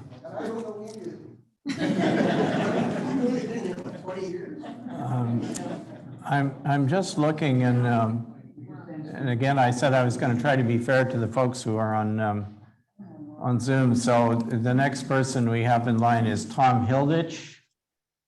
Tom, do you want to unmute, please? Yes, please. Your worship, can you hear me? We can. Good, thank you. I won't take long. I'll be brief. I have written a letter to you and council on behalf of Drs. Badochka and Hunter, who are seasonal residents in your municipality. And Mike Badochka, I think, was the first speaker at the podium this evening. A minute on who I am. I've got 40 years experience as an environmental consultant. I've worked extensively in Ontario and in Ontario's near north. I was the Environmental Stewardship Commissioner on behalf of Henvey Inlet First Nation, and also worked with Shawanaga First Nation, Magnetawan First Nation on the utility alignments for them. I've specialized in impact assessment, and I serve on 3 provincial committees. I chair CASERA, which is the Committee on the Status of Species at Risk in Ontario. I'm on the board of Species Conservation Action Agency, a provincial committee, and I'm also on the board of the Anishinaabe Fisheries Resource Center. I've looked very carefully at the report to council, the planning report to council. I've looked at the azimuth environmental work. I've looked at some materials that Mike and Fiona provided me. I won't go into all my questions. I would respectively ask that that the municipality look carefully at them. Mike and Fiona and I are available if you have any questions about the comments we provided. The only observation I'll leave you with, as a professional in this industry, it's very normal for an applicant to come forward with reasonable amount of information about an application. And I recognize in this case, we're dealing with some proprietary information and some concerns about confidentiality potentially. But it isn't quite normal for an applicant to provide more information that has been provided, even including tonight's presentation. I don't believe the environmental report that's been done by Azimuth is complete. I think Mr. Jackson referred to this as there's been some due diligence done and it's a work in progress. I think that's a fair characterization of that work. The Azimuth report's based on 1 or 2 field days, missed a bunch of field season that's important to identify endangered species. There are 3 endangered and threatened species identified on the subject lands as potentially occurring that weren't confirmed by Azimuth. So I'll leave you with the thought that I believe not so much a peer review, but I believe the municipality should carefully consider whether Azimuth completed enough work to give you the information to be able to make an informed decision about this application. I thank you for this opportunity and for the opportunity to present the remarks in writing as well. Thank you, Your Worship. Okay, thank you. Excuse me, Your Worship, can I just? Yes, go ahead. Currently, as I stated, it's zoned as an N2. There's no environmental requirements are stopping us from actually just depleting that place and use it for sand and stone as what is required. There's nothing stopping us now to doing it. Taking the sand is. Excuse me, please, one person at a time. But we've worked along with the Azimuth, etc., and environmental people. We've worked along with them to actually accommodate all the environmental impact that was highlighted in that area. We're not oblivious to that. And we're trying to accommodate what is around us. So it's not that we're here to destroy some land. If we wanted to do that, by right, we don't even have to stand here and defend ourselves. We could just carry on and do it. Your Worship. Your Worship. Not good. You wrote, you pay somebody to write. Excuse me, sorry, but you're, this is not your turn, I'm sorry. Sorry, is the mic not on? It's on. It's Yeah. on? Okay. No, just, well, let's go to the next question, please, if we can. My name's Tracy Sean Sears and I live on, my name's Tracy Sean Sears and I live on Highway 124, a few kilometers down from the site. A lot of my concerns were mentioned, so I'll try to make it quick. The one thing they mentioned about it's sewers and septic. I mean, we don't have, you'd be on septic. I don't think it's feasible to handle. How would you address if there's any sort of environmental hazardous waste? If there was an accident or anything, I don't think Whitestone is equipped to deal with something like that. You talked about all the jobs that it's going to bring here. Not once did you mention jobs in Whitestone until just a minute ago, one job, you said jobs in Canada. Canada is an awful big place. We're talking about Whitestone with a population of residential permanent of 6,500, much higher in the summer with all the cottagers. But you're talking about jobs, you said Canada. I don't think it's good for our area. The other thing, I don't think West Tech so far has shown a very good concern in the environment on what it did on the wetlands when it drained them. Fine, whether you followed rules or not, it was done at a time of year when all the animals that were hibernating for the winter all died. It Sorry, didn't have to be Tracy, done I'm then. sorry, we're No, I'm just only saying here it's track to talk record. about the application Yes, I tonight, know, and not I'm the other saying the ones. track Please. record. This is All the right. last thing I'm gonna say, but all I'm saying is their track record, he's saying, oh, we're so concerned about the environment and everything. I haven't seen that so far.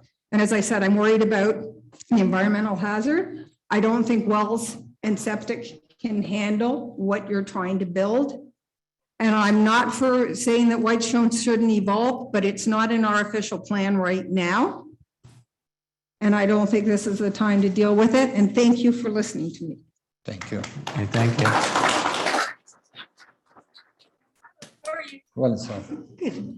Hello, everyone. Okay, everybody else got it. So, Mike, everybody all together. Great meeting, guys, so far. Lots of great questions. I'm a real big believer that everybody has a responsibility. Tell us your name, please. I just did I? No, I missed that. Okay, Oh, for anybody sorry. who doesn't know me, my name is Margie Salegi. And hello, I know who you everyone. are. I just wanted to make sure the people out there can't I know see you you, all know remember? who I am because I'm one of the few people who sit at all of your meetings. There's usually 5 people there, so I think this is great. But anyway, good evening, everyone. For those who don't know me, my name is Margie Salegi, and I live on the shores of Snake Lake, which is just off Shawnigal Lake Road. I want to thank you all for this opportunity to comment publicly. It's really important to me.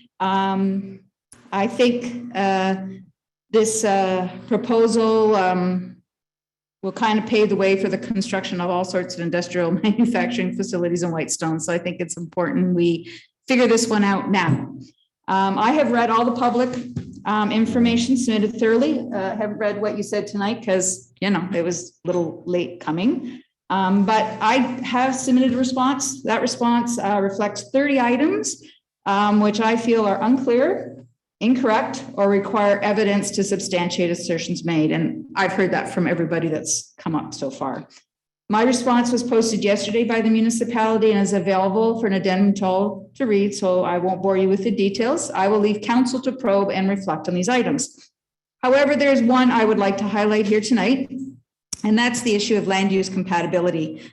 This is because I believe that the current mapping is critical to really appreciate land use concerns in this area, and land use compatibility is huge with this. It's already been dealt with a little bit tonight. Being a good neighbor and a safe neighbor is key for all people who call Whitestone home. It is our individual property owners' contribution to our community. Page 32 of the agenda, which is part of the planning report, is a map reflecting the surrounding land uses. It suggests that there is largely vacant land to the west of this proposed development, and it looks as though that is ripe for unobstructed development. This impression clearly favors the applicant. The problem is, however, I can tell you with great certainty, the map's wrong. I know because I live within the map boundaries, so there's my bias right there. I can tell you with great certainty, and everyone who lives here can substantiate that these lands are in fact occupied. They're not vacant. Even the lots that are labeled are marked incorrectly. For example, our lot and my next door neighbor's lot are marked as farmland, when in fact it is waterfront residential and managed forest. We both have signed an MNR agreement to protect and manage this land, as we strongly believe in environmental protection and are trying to do our small part. On my travels, both by land and water, I have enjoyed watching our community grow with the construction of new residential homes in the area. This has enabled me to note 17 lots on this map, 17 on one map, that are identified as vacant, which are clearly currently occupied. 10 of these maps are on the shore of Snake Lake, which was a plan of residential development approved by council in 2004. But all 17 of these so-called vacant lands are residential lots. Some have been approved by council quite recently. There may be others at other spots on the map. I don't know. I only kind of focused on the top left-hand quadrant because that's the only part that's my home. But anybody here can take a look. Yeah, anybody here can take a look. I have no idea why this map is so inaccurate and lacks current data, but the fact is it is. Errors of this magnitude need to be addressed, as council, in my opinion, needs accurate representation, as the information they are presented with is that on which they have to make a decision. These people up here, they're the ones shouldering the burden and the magnitude of the decision in this matter. And I think they deserve accurate, full, transparent, and correct information on which to make this decision. I revised the map. There's their map at the top, my map at the bottom. Anybody can have a copy if you want. It's also with the package. The revised map reflects the current status of land use and identifies clear land use compatibility issues. Section 120606 of your official plan reflects council's obligation to consider this, and that's what I'm respectfully requesting today, that you do so. In closing, I would like to reassert my belief that it is unacceptable for any single resident or person or company in Whitestone to define our collective future in terms of industrial development by imposing their dreams for the future on their neighbors unilaterally, especially those dreams which are driven by financial gain. I do think that whatever happens here impacts every single person in Whitestone, everyone in this room, everyone online, everyone that isn't here because they don't even know that this is happening. Because this could be happening right beside any one of us tomorrow. That future belongs to us all, and all should have a say in its planning, a planning that should be clearly articulated in strategic lands development documents transparently for all who live here to see and embrace. So that's what I got to say. Thanks.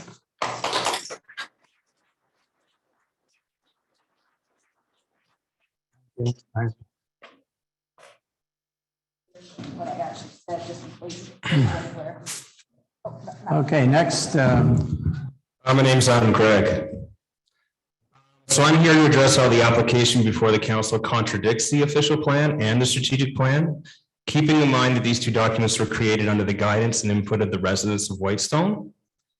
The mission statement of the strategic plan states our mission is to achieve and maintain a municipality that is sound financially, supportive of appropriate opportunities, protective of the natural environment, and that preserves the unique heritage of the area. 4.02 of the official plan states that Whitestone is recognized as an appealing recreation and retirement community, whereupon the objective, as stated in 5.01, is to maintain, protect, and improve the natural environment. 6.0 of the official plan, as well as the vision and strategic objectives of the strategic plan, state that Whitestone residents have indicated they are not opposed to growth so long as the unique character, beauty, heritage, natural landscapes, and quality of life are preserved for future generations.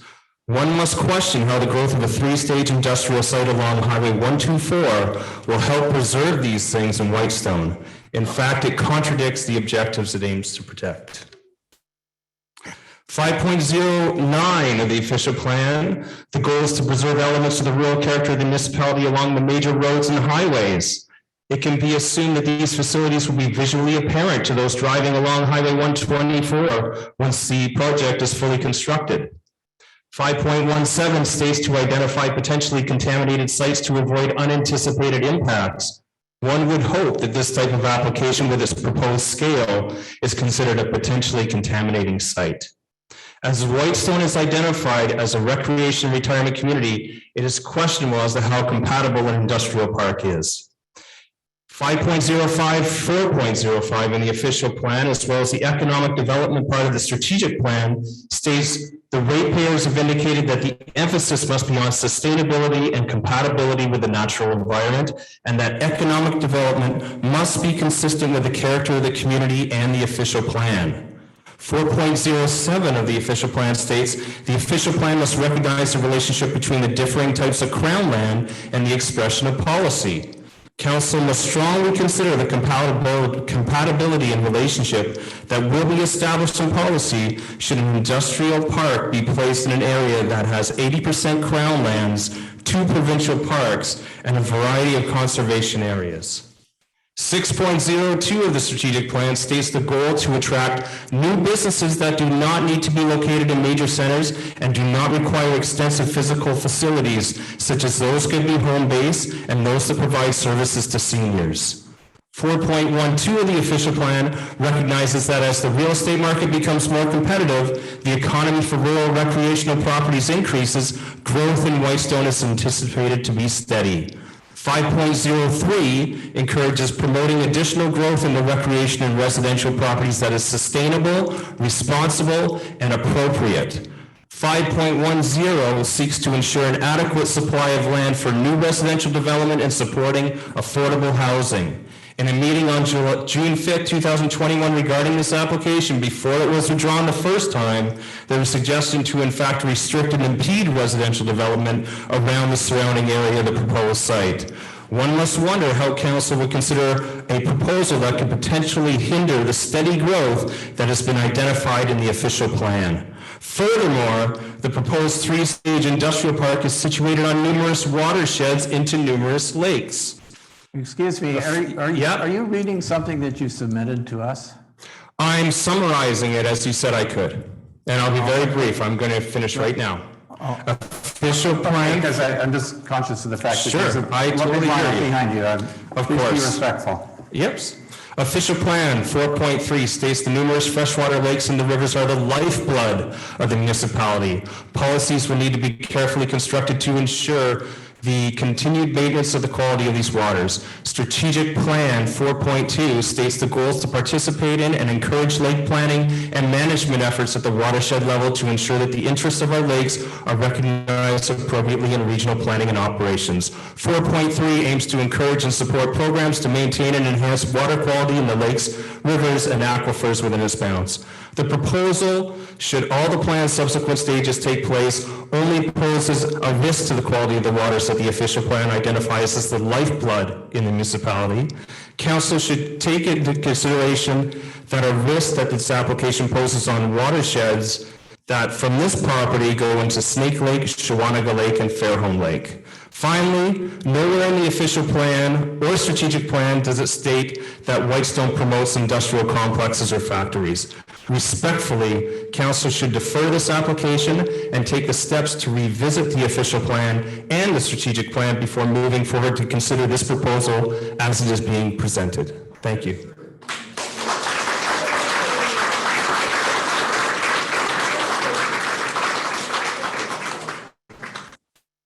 Okay, thank you. I'm going to go again to Zoom for the next speaker, please. Lynn Brennan.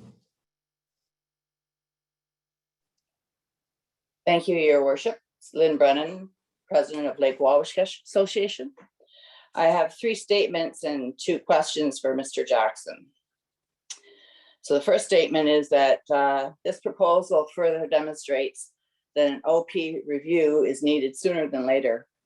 By Mr. Jackson's opening statements that we don't have designated areas for industrial zoning, etc. There's holes in it.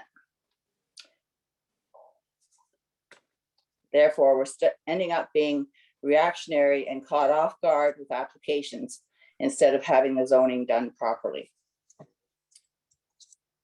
Secondly, that all of Azimuth recommendations are put in place if council decides to go ahead with this one, and any additional studies should be done, and also site plan control. Thirdly, always concerned about water quality, the lakes, wetlands, streams, groundwater, surface water, and I hope all of council is as concerned as we are. My first question to Mr. Jackson is, my understanding from the presentation is that this current land is zoned an M2 pit. Does it need to be decommissioned first? And proof that under the Pit and Quarries Act that it's not needed for gravel and sand. Jackson, do you want to answer that? The municipality has identified existing licensed pits under the Aggregate Resources Act with an M2 zoning. So this property, this 98 hectares, does have an active current licensed sand and gravel pit under that legislation. The actual license doesn't extend over the whole of the property, so that the actual pit operation is contained within that. And so that although Mr. Johnson has indicated that they are not actively using the license, they could have this concurrent zoning take place. It is unlikely to affect that pit operation. And in many cases, many owners that have licensed pits do actually give them up if it's appropriate or unused. And then the whole rezoning would be revisited. But in this case, I don't think there's going to be a conflict, since the whole of the acreage is not part of that license. How much it is, I'm not sure. I just know that reading these licenses over a number of properties, they tend to occupy a portion of the lands, not the whole of the lands. So I guess I'm asking then under this, that this Pit and Quarries Act is reviewed or considered, or the process for the licensing is reviewed to make sure that that's accurate. My next question is, what does site plan control mean in Whitestone in this situation? What does it include? The municipality has a site plan control bylaw, which is, if you can consider a hierarchy of planning instruments, you have an official plan sort of on the top level, which looks after philosophy. Underneath that is the zoning bylaw, looks at regulating the use of land. And then there's one more level, sort of on the ground level, which looks at how things are arranged on the site. For commercial or industrial developments, the municipality has a site plan control bylaw that tends to be automatic in terms of setting out how things are laid out on a property. So this property will be subject to a detailed site plan. The municipality has the ability to apply a site plan to individual residential properties, but it generally, I would say, does not require that level to be triggered for most cottage or residential type development. But in this instance, site plan control will apply.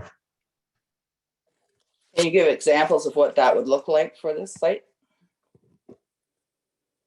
Well, there are specific like items that are under control in the site plan, and those are listed in section 41(7) of the Planning Act. There are 9 items, and those items include things like entrances, parking areas, walkways, how on-site waste is dealt with, fencing, landscaping, screening, servicing, and drainage.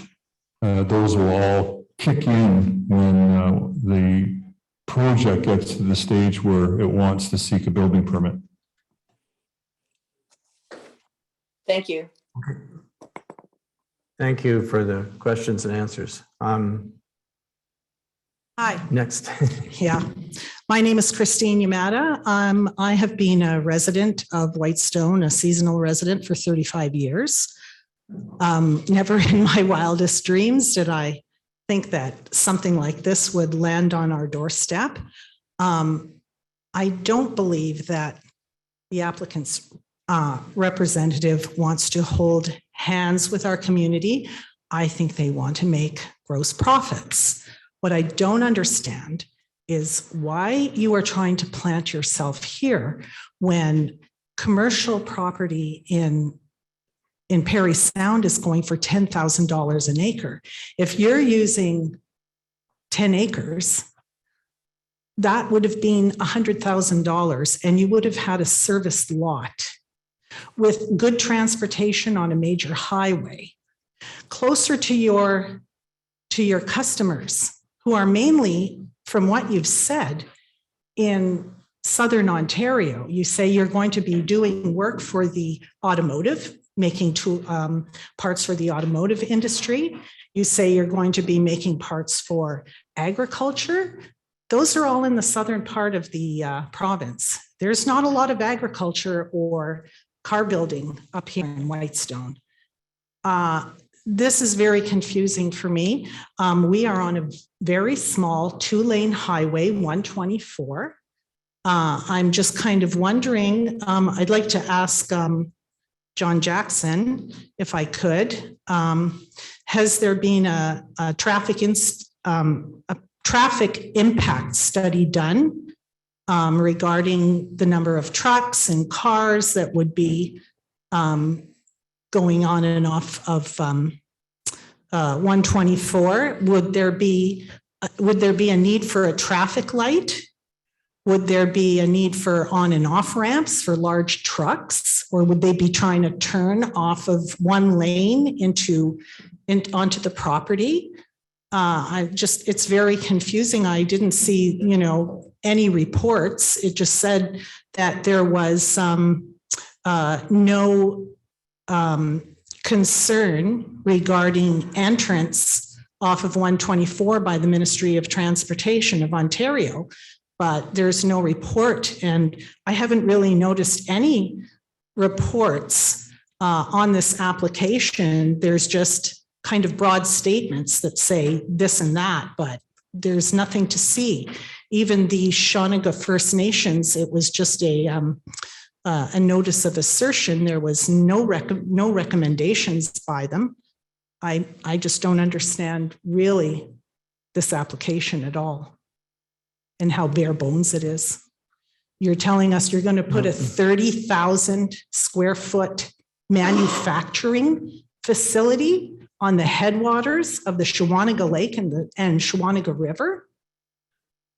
Seems pretty bizarre to me when you have the chance to get service lots with sewer and water and more than adequate hydro and plowing and everything at your fingertips, and you choose a site like Lorimer Lake Road in 124. I just find it very confusing. I've asked a couple of questions to the planner if there was a traffic impact study done regarding 124. Okay, well, I was going to give him an opportunity to answer if you'd like. Sure. Thank you, Your Worship, through you. The applications are, when they're located on or near a highway, are circulated to the Ministry of Transport. Generally, we try to flag the instances when we have to get more detailed traffic impact evaluation. Certainly, the ministry came back with a very simple response that they have no concerns, and it's most likely related to the fact that the current entrance has been licensed for the extraction of sand and gravel material. When it was licensed, the traffic was looked at in terms of volumes and entrance conditions at the time. So there was no red flags, particularly after the Ministry of Transport, who are no slouches with respect to entrance review. They normally require stormwater management, impact assessments, which are detailed engineering tasks, as well as traffic impact studies. And nothing sort of surfaced in terms of that being a concern. And as I understand the operation, particularly more information from Christy tonight, was that there's very little volume of traffic that's likely to go into this property, out of the property, beyond what might be expected if the pit was active in terms of sand and gravel removal. So no traffic issues have really permeated beyond anything that MTO has brought to our attention. Sorry, folks. Well, from what I've heard, there is no report. So It's just a report from when it was an extraction pit. I don't know how long ago that was. How long? Excuse me, can we not have a whole Okay. bunch of conversations going on? Please, can I, thank you for your question. Can I take the next question, please? Good evening, Kevin Yamada, Shawanaga Lake. After reading the application, I'm concerned by the lack of information on the materials being produced by these facilities. We have heard several times that the looming facility will use no water and that it runs on electricity and air. We have also been told that the factory will loom microfibers like polyester and Kevlar. We know from so much recent news that microfibers are a top contributor to microplastics in the environment. 4.8 million tons of synthetic microfibers have made their way to waterways and terrestrial environments since the 1950s. I'd like to know, does the looming process in this factory contribute to the shedding of microfibers in any way? If so, what environmental safeguards will be in place to protect our air, land, and waterways? And if microplastics are shed from this process, will there be regular testing along with a benchmark test to understand if these safeguards are working?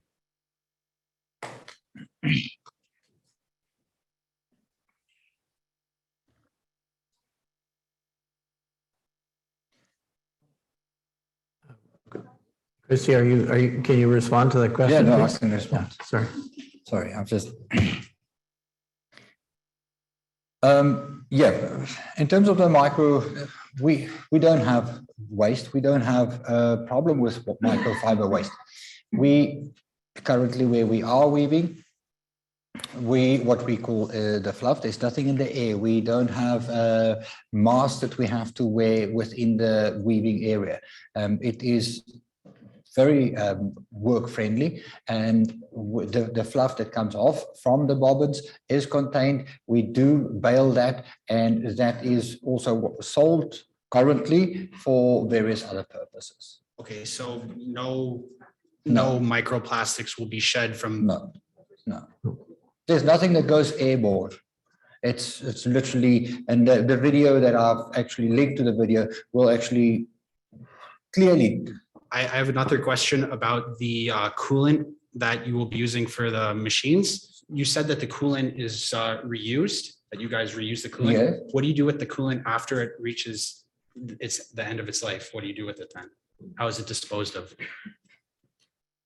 If it does reach the recycled life, which is not, it takes a long time. Then there is specific companies that recycles that. We are being given certificates that we can show in environmental assessments that we have actually followed the right protocol. So when we purchase we purchase a certain amount, and if we don't have that, or we have disposed of that, we will have to explain why. And the only way for us to have the clearance is to provide certificates.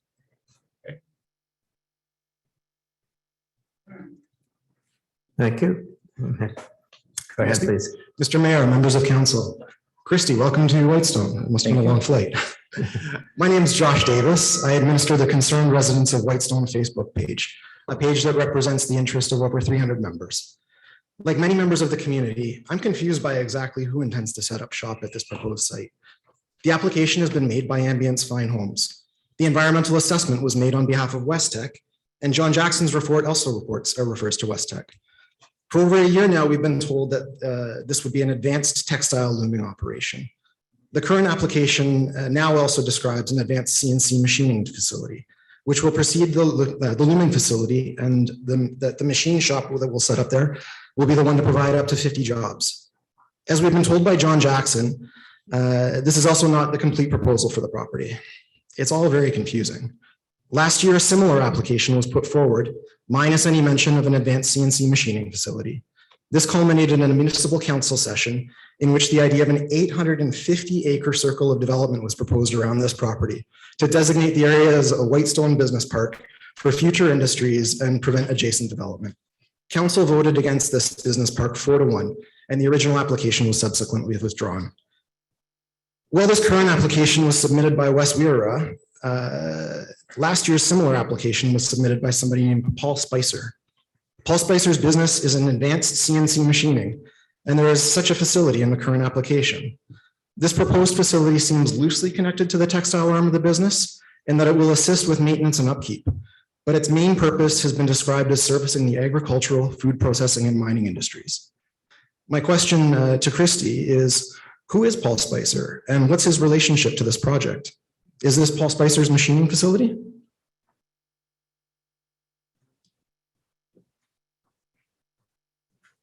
Sure. Right. Personally, I've not met Paul Spicer, and I cannot advise as to who it is. But what I can Can't say hear is, you. Can't hear you, please. Sorry. Well, why don't you go to the main mic and answer this one? I'm interested Can you in go? the answer. Okay.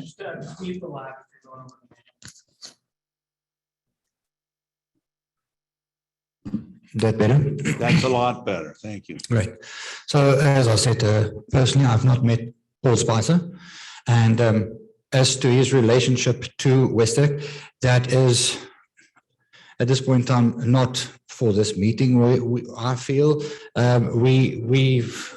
Don't answer a question, answer the question. Sorry? Remember that, if nothing else you ever remember. When you do not answer a question, you've answered that question. Please- 25 years as a cop as an investigator. You're failing miserably. Please wait your turn and don't, we can't have derogatory remarks coming from the floor, please. That's not appropriate for a public meeting. So, as I said, I have not met Paul. I'm from South Africa. I've arrived here over the weekend.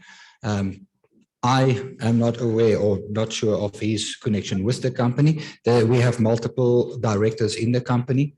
Whether there's a link somewhere else, I cannot attest to that.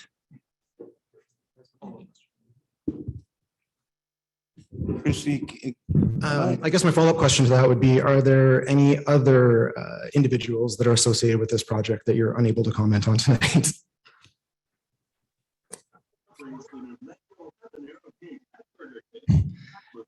I don't really follow your question if there's any other individuals. If they are, how would I know? if I, can I just follow up on Mr. Spicer, if I may, Mr. Mayor, or no? Or is it inappropriate? Well, sure, go ahead. We're going to give, probably before we finish here, we're going to give an opportunity for counselors to ask some Okay, questions that they will have. But go I can ahead. wait, but I think what Josh is getting at is, with all due respect, Chrissy, and welcome, last year when this 850-acre industrial park came and was rejected by council because they didn't want an industrial park there. And I think what Josh is getting at is, in essence, are you going to be setting up an industrial park? Because I don't get the relationship between simple weaving with looms and all of a sudden there's a machine shop. I don't get that connection. So that's what he's really asking. Are you going to take this 11 acres and George, you go over there and set your place up and you go set that one up. And at the end of the day, we end up with a little industrial park, because that's not what we're begging for right here.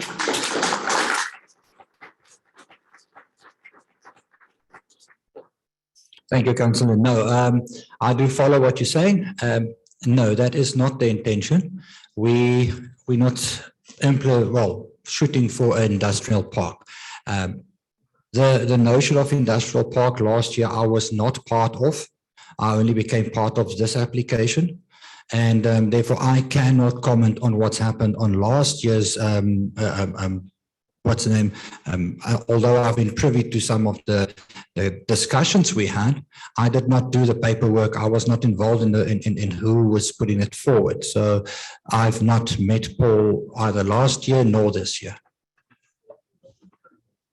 But no, we're not planning to make a small industrial park within the building. We've got our set assigned, what we want to achieve. And as I said in my presentation, the equipment that we purchased, we've brought in a lathe from China to assist for turning certain equipment that we would need in setting up the textile plant. So we brought in equipment, and now we've sat with a situation or a solution. We've got the equipment. We're going to get the looms in. We're going to get the textile plant up and going. What are we doing then with the equipment? And then we looked at secondary business possibilities, and that's where the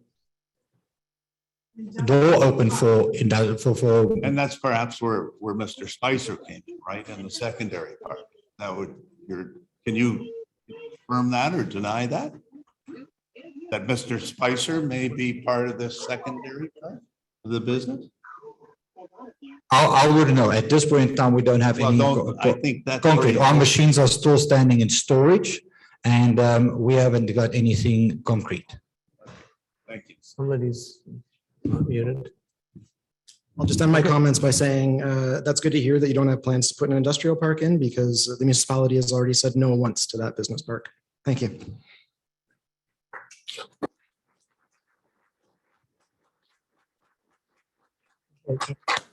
Thank you. I'm going to go now to Zoom. Helen Winters, please.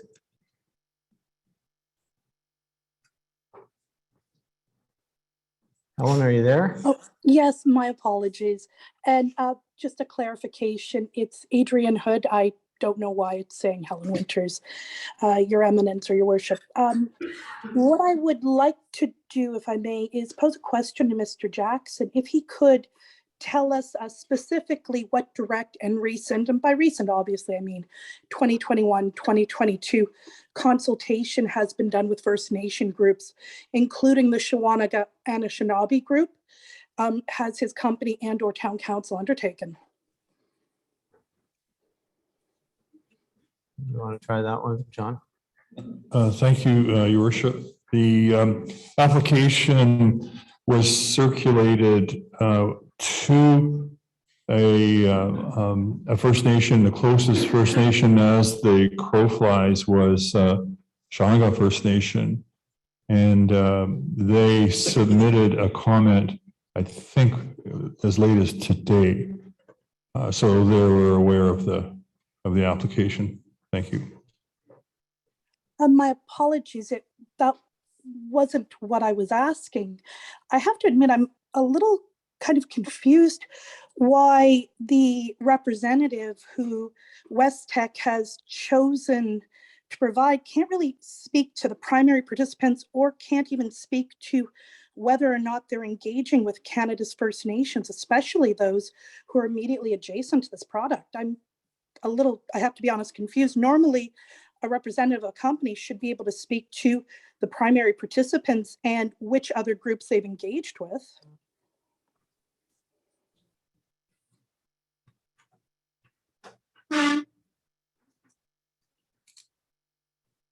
If I could just clarify, Your Worship, perhaps for the people in the room and the people on Zoom, you remember I spoke of the provincial policy statements, and one of the provincial policy statements is that any application should include a duty to consult First Nations. And so the reach out is a provincial directive. So we've done that.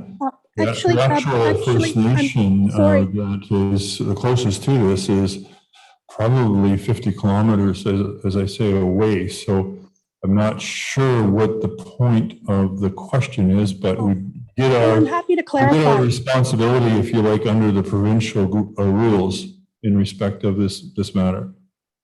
I'm happy to clarify. Actually, under Canada's legislation, and it has been strengthened by recent Supreme Court and provincial court rulings, that it is not just a duty to consult, but it is meaningful consultation. And that is very much the emphasis. As I said, the most recent 2019 Supreme Court ruling against the federal government once again emphasized the significance of meaningful Not just inform them that you're going to do X, Y, or Z to the land, but as I said, have their direct inputs within it. So just to be clear, if I may, the applicant for a rezoning deals with the municipality or the jurisdiction that has the authority over the rezoning, which is Whitestone. The obligation to consult with the First Nation is not the applicants, it's the municipalities. And we understand that, and we do have dialogue with our First Nation neighbors. And one of the things that we do is we make sure that they understand about these, about any of the things that are going on that might affect them. And, you know, they have, I might say from the contacts that I've had with some of my counterparts, they have the same basic interests that you do. They certainly want to protect the environment. They also want to create economic opportunity for their people.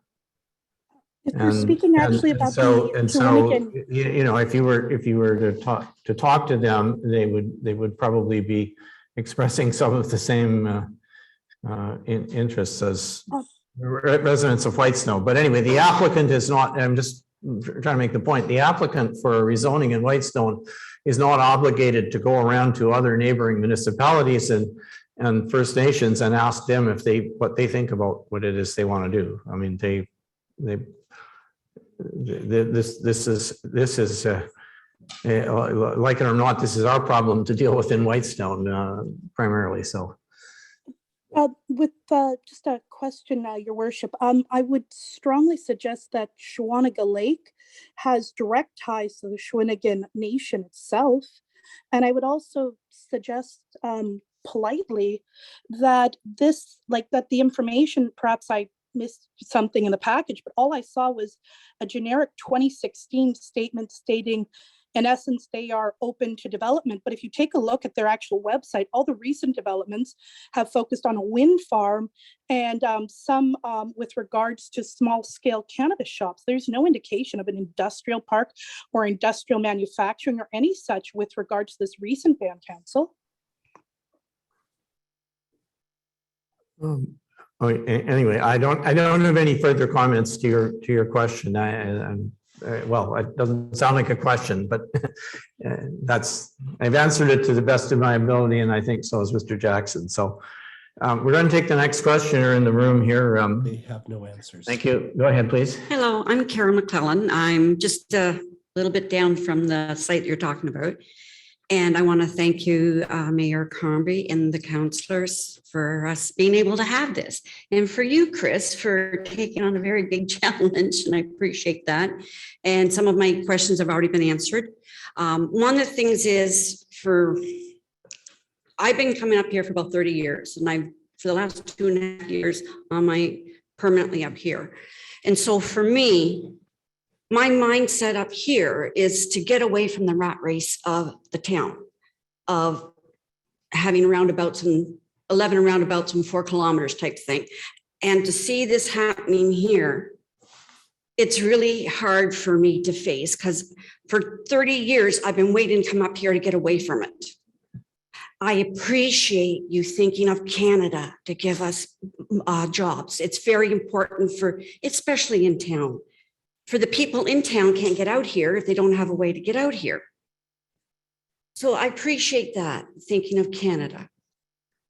So for me, the mindset with the mentality of being here, and I know I'm speaking for a lot of people because I've known a lot of people in the last 30 years.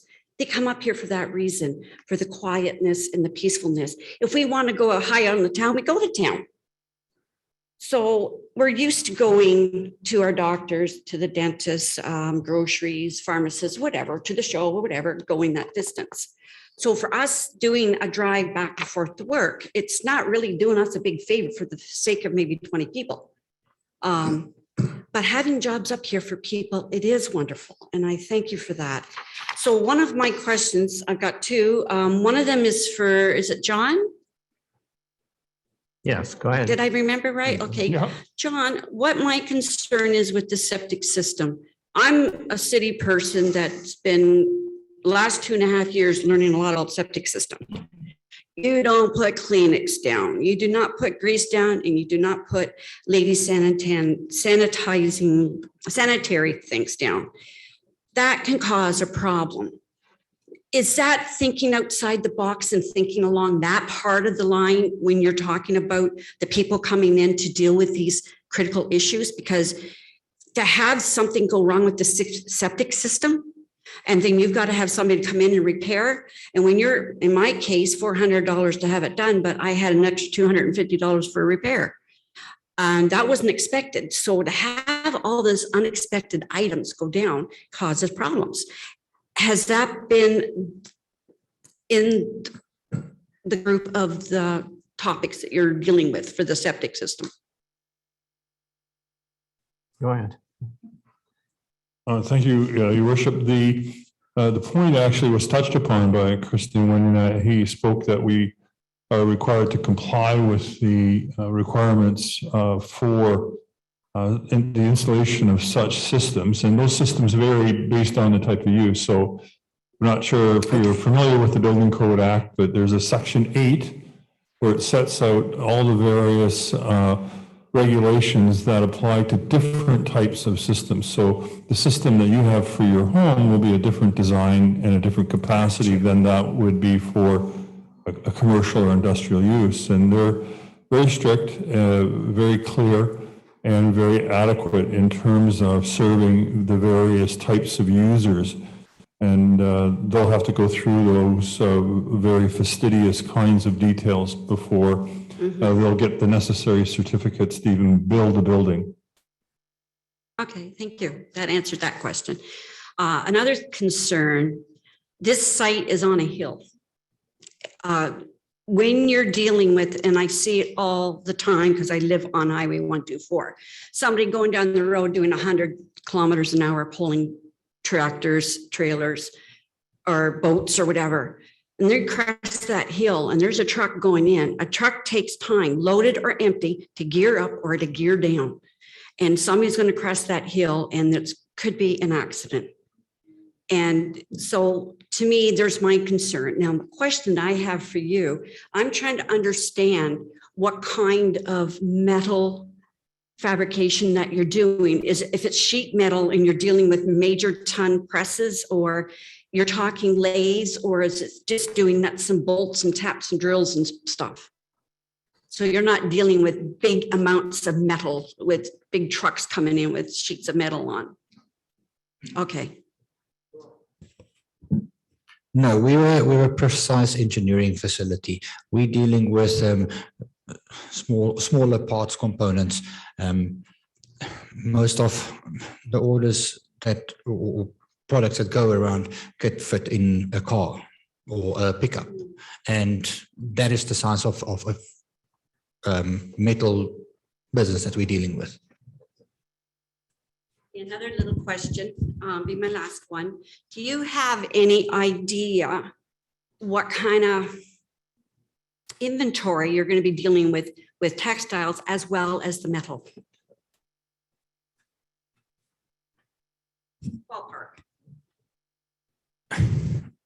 Is it in dollars or in tonnage or? I'm just thinking like, okay, maybe dollars. It might be easier for you to understand that part. Like you would know those numbers maybe. Like, are we talking weight? Yeah, I could go to weight. What we would totally do in textiles or in yarn that we bring in, 40-foot container takes up to 20 tons. That 20 tons is then worked into fabric. If you take one roll of fabric weighing on average between 1.5 to 3 ton, depends on the construction, then that you work that out. That's the duration it will take us to deplete one container load of fabric. What about the metal? Well, the metal is much less. I mean, yeah, it's much less. It's supplies on the metal is brought in, as once again, pickup truck is enough to bring in. Alternatively, suppliers, local suppliers in the steel industry could deliver if I'm trying, yeah, it's a palletized, they would deliver that. Thank you very much, Chris. I appreciate that. So you're saying the metal is on a smaller scale, but the textile. And I would really love to see it up here, but not in the cottage area. That's all. Thank you very much. Okay, thanks. We've, yeah, go ahead. Hi, my name is Carol Can. I live on Fairholme Lake as well, with direct access to 124. So when we built our well and when we had our well drilled, built our home located on Fairholme Lake, the well driller did not have to go very deep for us, and they tapped into an abundant source of underground water. He said that we had very strong pressure and likely tapped into a source of water that could supply an entire subdivision. Since Fairholme Lake is spring fed, I'm concerned about where the water migrates to and from in relationship to Fairholme Lake, Shawanaga Lake, Snake Lake, and the other local wetlands that we have, and proximity to this rezoning. This lake is one of the cleanest lakes in the municipality. It has a clarity level of 4.7 meters or 15 feet for us old farts, with the average in the area being 3.2 or 10 feet. The standard average is 3 meters, which I guess is about 9 feet. So our municipality has very good, clean lake water, and Fairholme has one of the highest ratings there is. And we can see to the bottom of the lake from the end of our dock. So with a cold water lake in close proximity to this proposed industrial facility, does the municipality of Whitestone have any data on the existence of aquifers or underground lakes in the region? If not, will a study be done to determine whether or not they exist and what the impact of the runoff from the parking lots? Because we haven't talked about that. There's going to be parking lots to accommodate 50 cars and they leave messes. And then when it rains, it runs off. Is that going to go into our water systems as well as the industrial septic system? If it has any issues, and how those will affect our underground water system. So that's a question I have for council as to whether or not we really understand how our underwater systems work and the lake connectivity. We know things like Fairholme drains into other lakes, but how do we know? And I know our lake is spring fed because when we're swimming, we get the woo. So that's my first question. My second point is about whether or not Whitestone has an emergency disaster plan. So that's a question for council. Oh, okay. I'll see if there were two questions. I'll see. John, did you want to say anything about what data exists on aquifers and that kind of thing? Oh, sorry. Okay.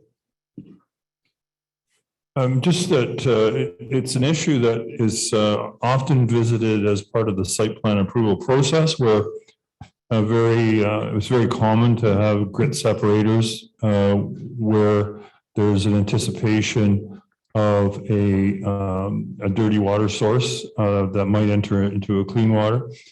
In granite, the difficulty with groundwater, it's very mysterious. So we don't have a lot of information about the granitic groundwater characteristics, but to say that they're usually safe from any surface conditions. That's why well waters are better than taking water from surface water of a lake, for example. They're much safer because they're contained in fissures and cracks in the granite system. But if it's necessary, that will be dealt with during the engineering design stage of the building and the approval of the site plan. Okay, thank you. Yeah, that's what I was going to say, is that I would anticipate that that's information that we don't have specifically relevant to this site, but would have to get, right? Right. And one of the reasons why this is top of the mind for me is I grew up in King Vaughan. right on the border, and that dump that was going to be built in Vaughan was defeated because there was a large underground lake, and my house was actually on top of it. So it's a very, close to my heart that we need to be very careful about how we deal with our underground water systems. So my second question. I'll answer your second question. Okay. Okay. That's just the first component of it. Do we have an emergency disaster Well, yes, plan? we do. We are required to have one, and our emergency management coordinator and deputy coordinator are both in the room, but I'm not going to put them on the spot. Okay. Other than to say that, yes, it is a requirement. We update them every year and have training exercises to practice exercising them how, if we're to have an emergency. They cover, of course, a broad range of different kinds of emergencies, but yes, we do. Right, but they would be things like a boating accident, a car accident, a house fire. Train derailment, hazardous chemical spill, yep. Well, okay, so that's good, because if an industrial facility is developed here, has the council considered the impact on that plan? Do you know what you're going to need to do to change that plan? As a, for instance, will the fire department have to take additional training on fire handling with a concentrated supplies of plastics or whatever the materials are that are being used in this facility? I would think that they would have to have additional equipment and training in order to be able to deal with that. And the other thing I just thought of was, as we were parking, the ambulance was returning to Bay, and I started thinking about our ambulatory services in this area is only set up to handle things like a heart attack or a car accident. If there was a disaster emergency at a facility with 50 people, even drawing from the other municipalities, we would not be able to handle an ambulatory situation. So I think we also need to consider that in the decision-making as to whether or not we're a mature enough community to be able to handle those kinds of workforces. We don't have the resources in place to be able to deal with them. And I was a workplace safety officer previously. And then my last point is, if industry does move into this facility, and at some point they no longer occupy the facility and a different industry moves in, are they obligated to inform the municipality of what they're doing? And what burden do they bear on ensuring that there are plans in place for disasters relating to their industry? So for instance, if West Tech operates for 5 or 10 years and then it's no longer feasible and a dying facility decides to move in, what course do we have to say no, and what costs are we going to have to deal with that? So I think we need to look at the down road impacts, not just this one facility.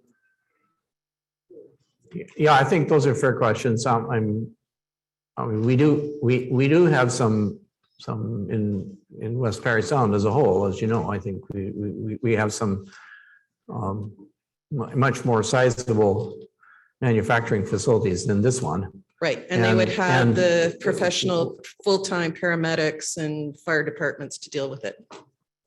Well, but the whole region is serviced by, for example, EMS is done out of Parry Sound, right? I mean, that's right. But by the time it takes to respond from Parry Sound to a fire in a plastic burning, a facility that's burning plastic, people are. There's a lot of damage can be done before services could get there. Well, yeah, I mean, anyway, I'm not trying to take anything away from your question. I'm just saying that these are things that the municipalities in West Parry Sound work together extensively on these things, and they do consider that what the opportunities are, what kind of problems might occur, and how they would address them, and they do conduct joint exercises.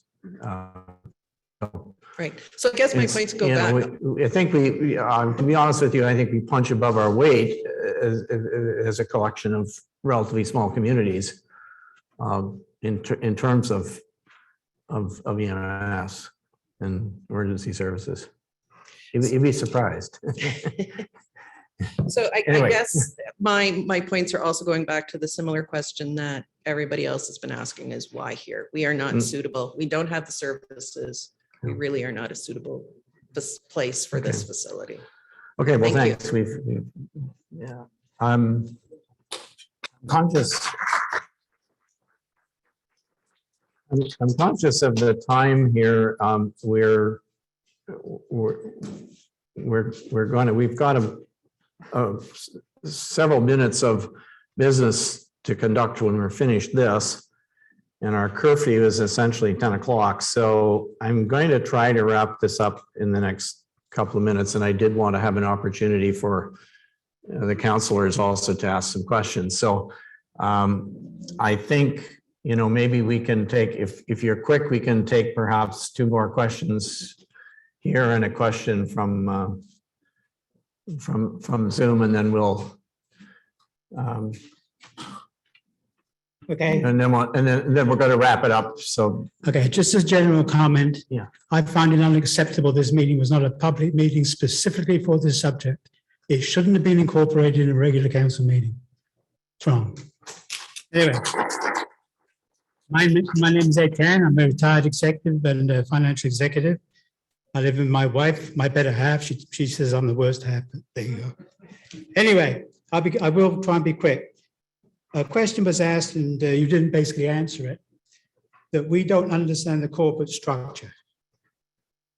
Is Westec a South African company? Is it a Canadian company? Does it have a Canadian arm? Does Ambiance belong to, is it a subsidiary of Westec? What's your corporate structure? Thank you. I did in the beginning of my presentation that state that, and one of the questions was also asked, who does Westec belong to? It is always it originated from, and I did state Canada as a Canadian company, which I also stated was it originally started as a family business. The company has, however, grown, and we have got a footprint in multiple countries, where South Africa is one of them. It's not just in South Africa or Canada, but we are spread. It's also gone from a single-owned company or entity into a corporate where we have various directors. Okay, I'm sorry, but that didn't answer anything. Okay, I'll be quickly. When the rezoning amendment was first submitted in 2021, it was for a textile factory. If I remember correctly, council of the opinion that the rezoning be approved and the textile factory built to increase our tax base and create local employment. The question of the Fairholme or Whitestone Industrial Park would be deferred to a later date. The application was subsequently withdrawn before that happened. The new submission in April 2022 was for a rezoning amendment for the same 26 acres. However, the primary objective is not for a textile factory, but for a machine shop with textiles deferred. This is contrary to everything that we've heard over the last year. Okay, then another aspect of the project seems to be turning recycled plastic into thread for weaving. So what is the relationship between Westec and these recyclers in Canada? And will this process take place in the same 30,000 building? And just so as you know, there's, and these are my maths, so I hope they're right. But if you take the 26 acres and you allow 70,000 square feet for that 30,000 square foot building, you can build 10 or 12 more buildings on that land.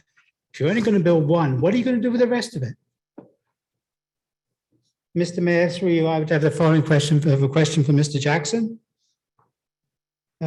John, if you could, would you please provide us with an overview of how the rezoning amendment process works after approval by council? Once the land is rezoned to industrial, how can the owner proceed? Apply for planning permission to prepare land for construction. What obligations does the applicant have? Can he sell all or parts of the land or sublet to tenants with any type of business, i.e. turn it into an industrial business park? I know you've already answered that. You're not going to create a business park. If Westec, Ambiance, Fairholme wish to rezone the remaining 210 acres Must they apply, or has a precedent been set which they can rely upon? Thank you. Okay, so that sounded to me like a question for John Jackson. I think you asked what the process was. Thank you, Your Worship. Thanks for the question. The process will include taking the submissions from tonight, the additional information council requests from the applicant. They can ask for various specific questions to be answered. They're going to probably ask a report of me. It will go back to a future meeting of council for consideration for adoption. And that consideration could include either enacting the bylaw as requested or denying the bylaw. There is, in both of those instances, there are opportunities for appealing either a refusal or an enactment by an objection, in which case the decision then moves to a tribunal called the Ontario Land Tribunal if there happens to be an appeal. And that process takes usually another 4 or 5 months to happen, and there'll be what's called a hearing de novo, which means it's anew. So it's like having this very same meeting in front of a judicial body that will adjudicate the matter at a sort of a final level.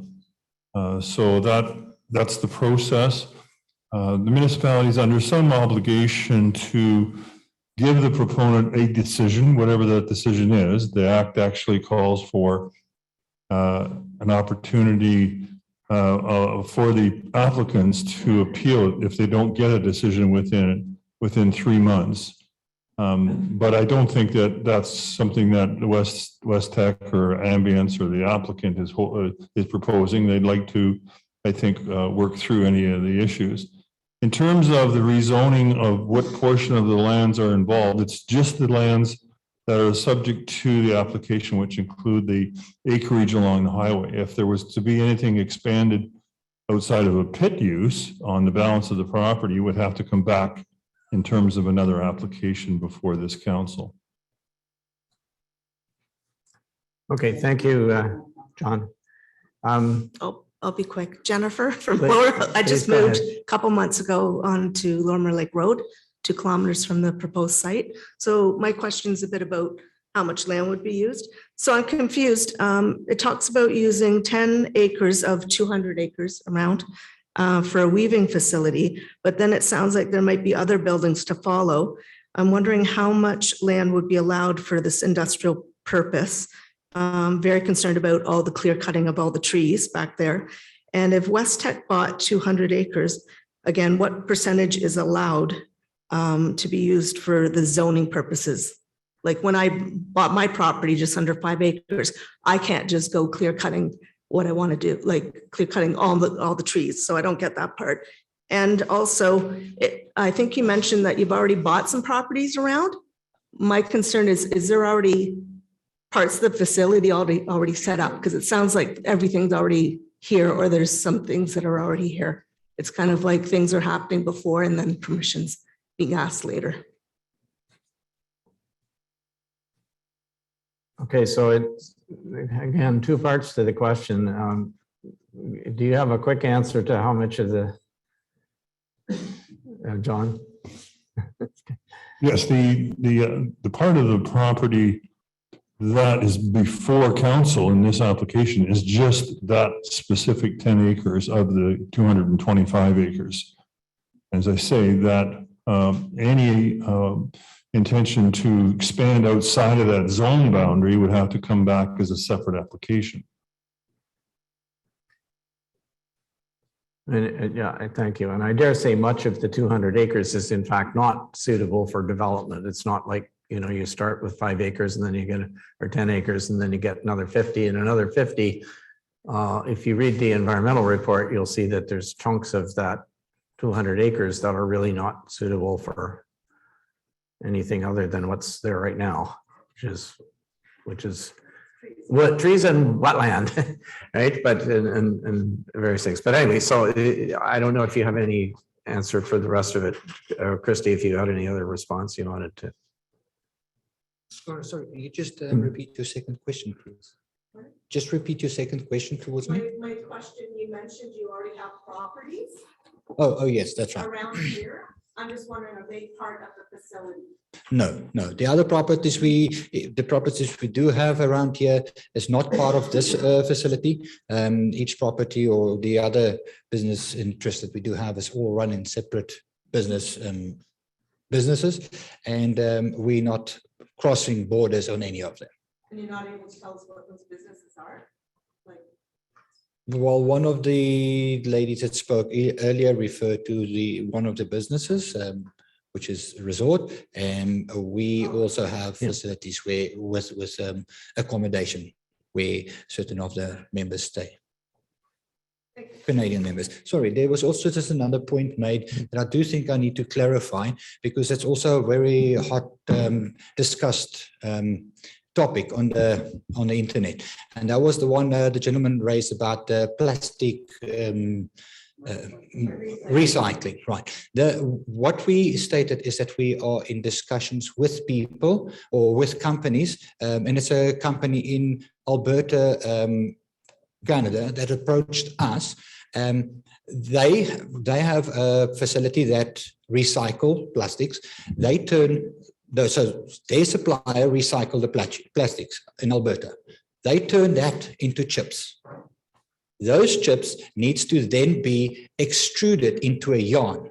Now they have got no link to the weaving or the yarn industry. So they asked us if myself, if I can introduce them to someone that can extrude that into yarn. We are looking into that.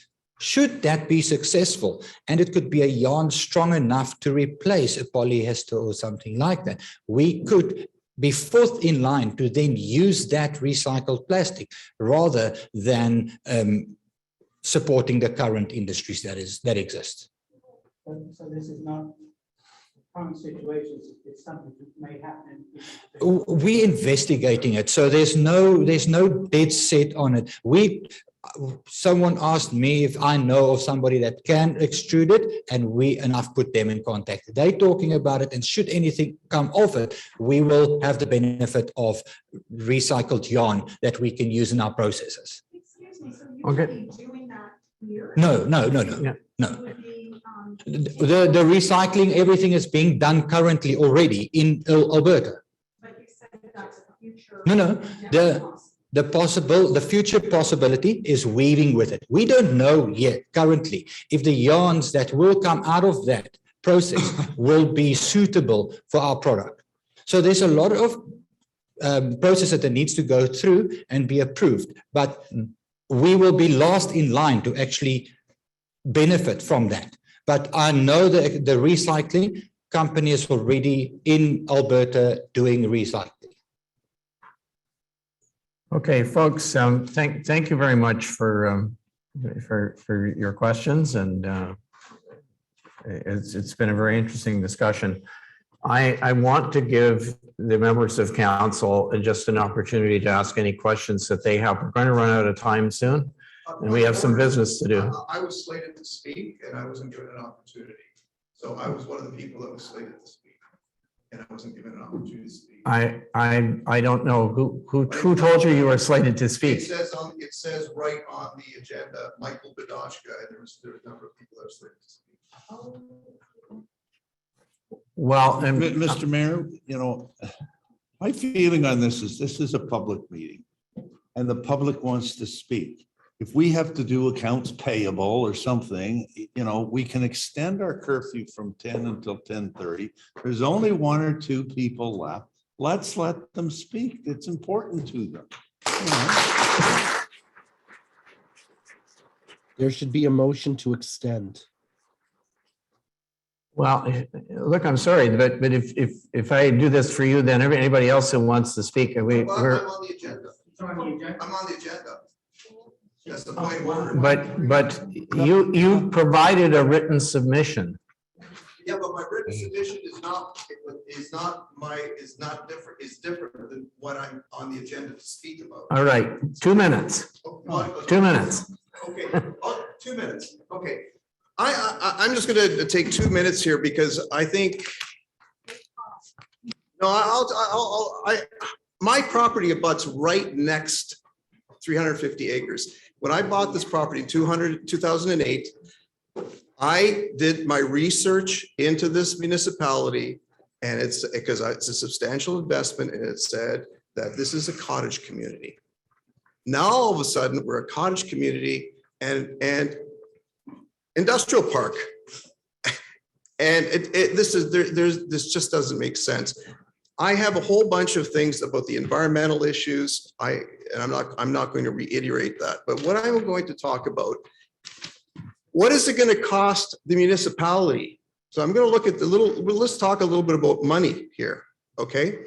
So I spoke to MPAC, the Municipal Property Assessment Corporation, and I asked them the pointed question. I said, if the municipality changes and restructures and says they're putting an industrial park, can people that are in an area, can they apply to have their taxes reduced? And you know what they said? They said, yes, they can. They can if they present a case. So potentially, you could have a lot reduced taxes, income from taxes, because of this industrial zone. And we also know something that was also brought up is that, which is not hypothetical, is the tax base for industrial park is the same as residential. So there's nothing to gain from having this industrial park for the municipality. Nothing. Yeah. Well, Okay. I don't understand where they're paying the same amount of tax as each one of us are, but then potentially we can apply, if we're in the zone and we say, this is impacting our lifestyle and our property values, we can ask to have our property values, our taxes reduced. That's going to impact on what's happening and what your income is in the municipality. The other thing, yeah, well, that's it. The other thing is, this whole business plan doesn't make sense. I know they spent over $800,000 for this property. You go to the Perry Sound for $25,000, you get a fully serviced lot, fully serviced. And that means road impaction, industrial standards, sewage, water, hydro, everything. So even if they wanted 10 of these, that's 250,000. Why do they get why do they spend $800,000 on this property? More than 800,000. I specifically asked, do you know, I know some of you may know Tim Hunt. He's the CAO of the Industrial Park Board at the municipality of McDougall. And I asked the question about, do you know that Whitestone wants to put an industrial park potentially? You know what he said? This is a quote. I would be shocked if any small community in Ontario could afford to build one with water and sewer services and maintain it. Westech is not here to help us. Westech is here to extract any kind of money that they can from the municipality, because once you're in an industrial park, it will be incumbent on the municipality to provide sewage services, to provide water, garbage disposal at Dunchurch. Who's going to pay for that? There has been.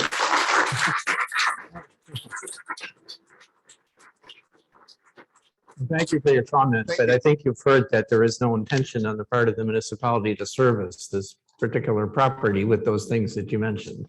If you make this into an industrial park, it is incumbent on the municipality to service it. You could look at the acts. The municipality is not planning to make it into an industrial park. You heard that earlier. I don't.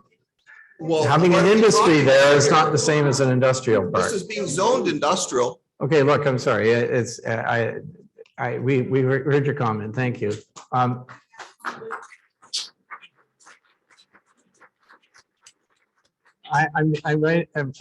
take one more because you've been standing there so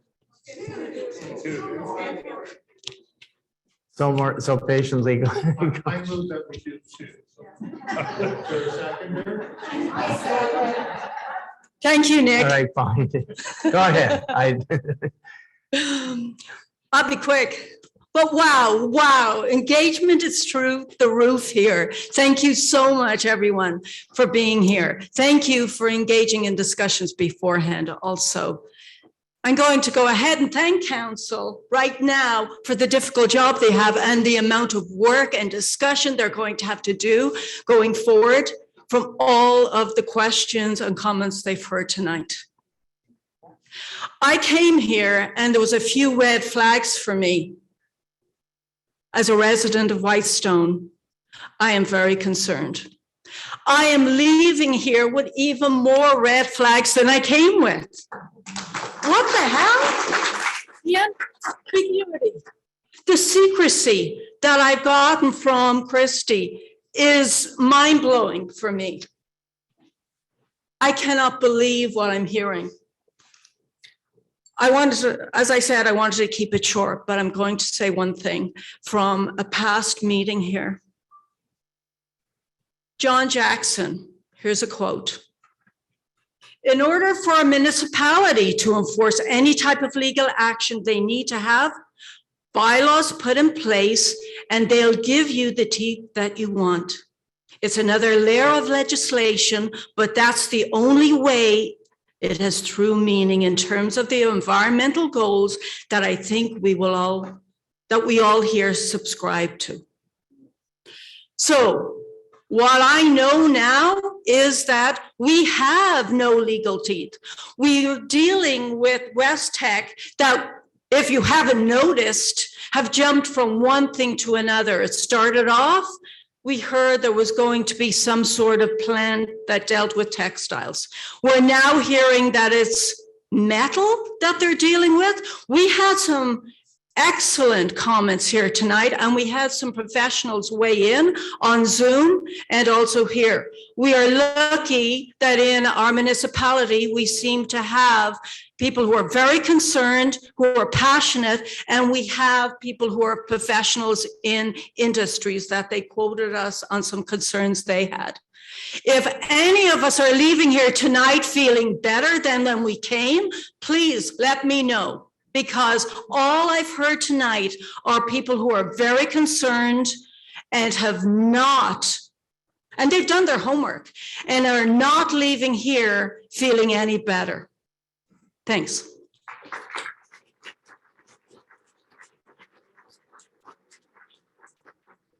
Tim Wilkins, Shawanigan Lake.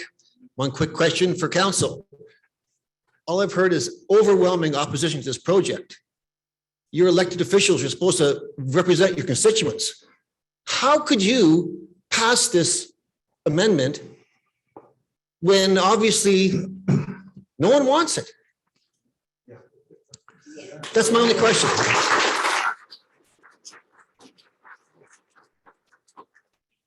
Let me give you the 2-second answer. Okay, we are obligated as a council to entertain applications for rezoning that come to the municipality. We could say, no, we don't want to consider this. Right away, they have grounds to go to the appeal route that Mr. Jackson was talking about. So what happens is the matter gets taken out of our hands and goes into another, a court at a higher level, in effect. Our job, I believe, is to treat fairly these applications that come, and we give the proponent an opportunity to address. We give you an opportunity to raise concerns that you have, legitimate concerns. I'm not trying to take away anything from this, and we give them an opportunity to respond to them, and we see what questions there are out there that need further answers. As you heard tonight, we're not making a decision tonight. This is not. We're not just going to go and say, okay, fine, let's make a decision.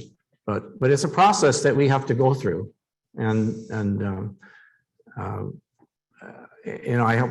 hope you will respect that. Okay, it's not nobody's trying to pull a fast one on you, but we need to be fair to everybody and give them their dues. So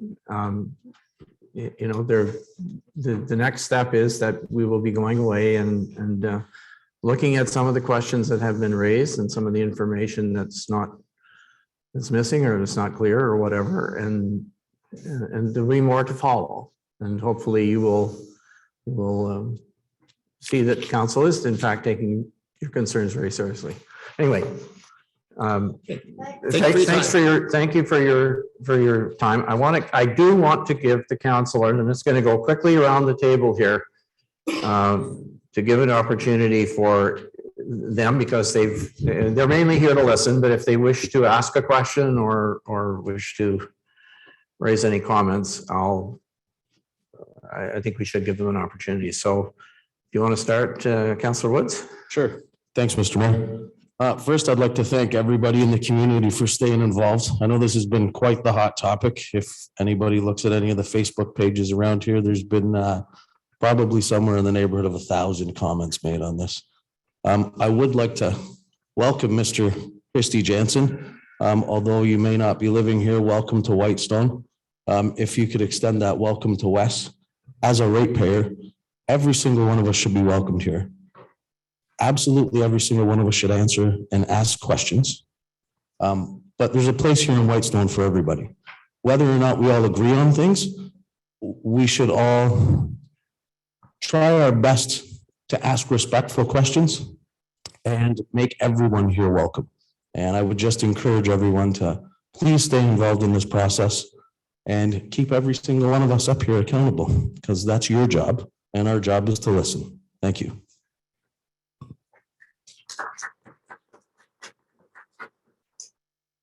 Councillor McKibben. Thanks, Mr. Mayor. Thanks, Mr. Johnson, for coming out this evening. Sounds like you had quite a ride to get here. And thank you folks for staying with us, coming to us, presenting. Good to hear the thoughts, the ideas, the anxieties. I understand there's been a lot, and especially the Shawanagan on this other end of the municipality community over this whole process. As a councillor, as has been stated, we have to review our official plans, our bylaws, look at all the rules, regulations, and when an application comes in for rezoning or consents or whatever they might be property related, we have to take a pretty broad brush at the whole thing, get all the facts that we can, and try to support the issues, the people, conditions, the whole situation the best we can. And there's difficult times for councillors, believe me, and we've gone through a few in the last few years. And they won't stop here. I think we're getting more and more in touch with our electorate out there all the time. Social media, people are coming forward, heck of a lot more than they did when I first came on council 8 years ago. And that can be a healthy thing. Maybe not totally healthy, but maybe not for the individual receiving all of it, but it's good information, good exchanges. So hopefully if we do move forward with some of this, there are unanswered questions. I think we have to take some of the processes a little more front end. And if it's looking at, one comment I was going to say, maybe site-specific exception is one thing that has to be very well identified, and we have to describe things if we're moving forward with these kinds of activities. Not saying we're going any which way on this one at this point in time, but anyway, I won't jibber jabber anymore. Thanks for your comments, passionate and factual as they've been. A lot of people have done a lot of work, you folks, to understand and try to get a good feel for where we're going, where we might go, won't go, whatever on this whole project. So anyway, thanks for coming out and good evening.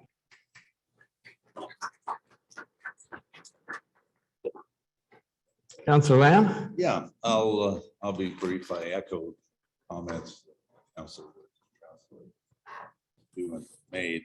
I go back 15 years here in terms of if you want to look at someone as to why the residential tax rate is the same as the commercial tax rate while you're looking at them. That was my idea many years ago.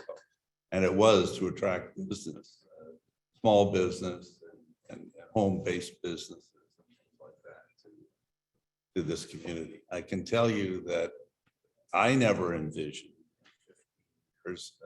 and I'll call this an opportunity because it is an opportunity, whether it's passed or not. This was never envisioned in terms of the plan. I think what's missing here is the regulatory kind of, we work within the Planning Act, okay? And there's lots of stuff that's being bantered around about official plans and this sort of thing. And unfortunately, there are rules. I asked John today how long we had officially to give an answer to West Tech on this issue. And he said 90 days. So that was June 30th. So we're already over the date, okay? So right now, they're in a position that they could wipe out all this and go all the way to the, correct me if I'm wrong, Mr. Jackson, they could go right to the Ontario Land Tribunal and there would be another party deciding all this. They're in that position right now. Hopefully they'll wait till council sort of debates this, and I'll have more to say in terms of what I think we should do, which is the crux of it, which I think is just coming up in a minute or two. But there's passion in our community. Obviously, there's a lot of negativity towards this.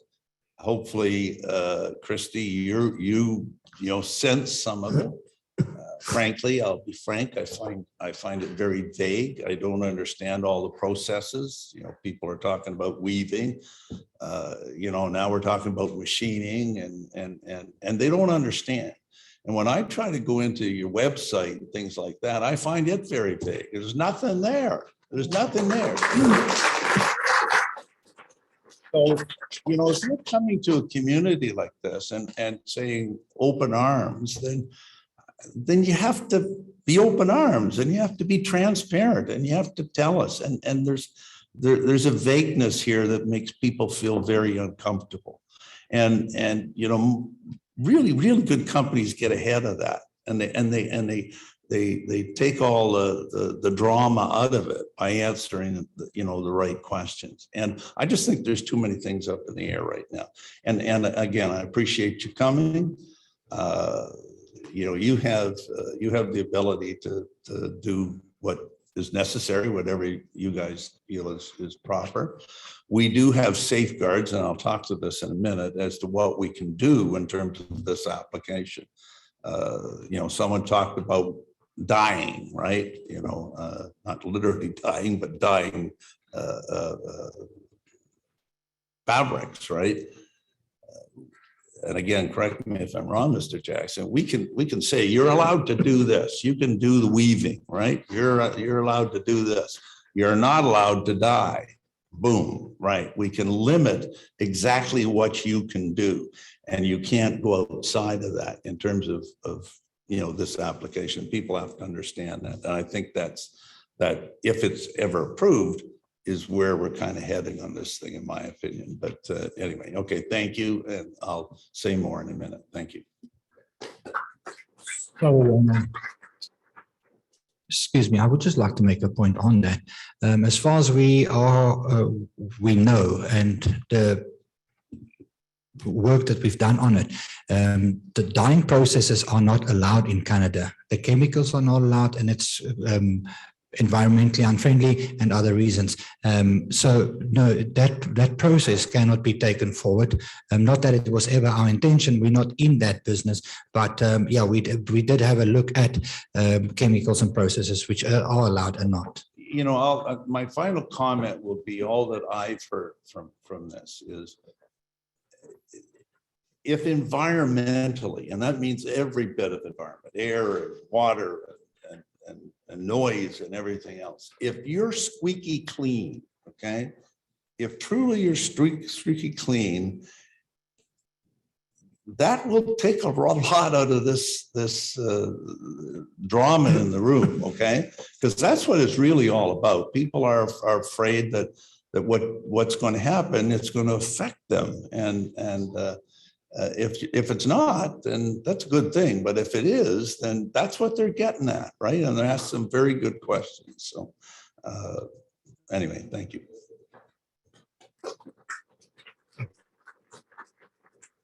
Councillor Gorman Matthews. Thank you. Yeah, thank you for being here tonight, Christy, to try and answer some of the questions. And I want to thank our ratepayers as well for being here this evening and all the submissions that we had written in. There were certainly a diverse background of professions and specialists that weighed in on this and came up with I'd certainly never thought of, given my background, which has nothing to do with industrial factories. So it's been incredibly helpful to have the submissions. I think if I can summarize, what makes me uncomfortable, and I think what makes you uncomfortable as well, is the lack of information that we have at this point won't come forward, if I'm following what Mr. Jackson is saying, until we get to a site plan situation where we're looking more at the water and the position of the buildings and such. But by that, to get to the site plan portion, then we've already rezoned it, and then you've already let the horse out of the field type thing. So I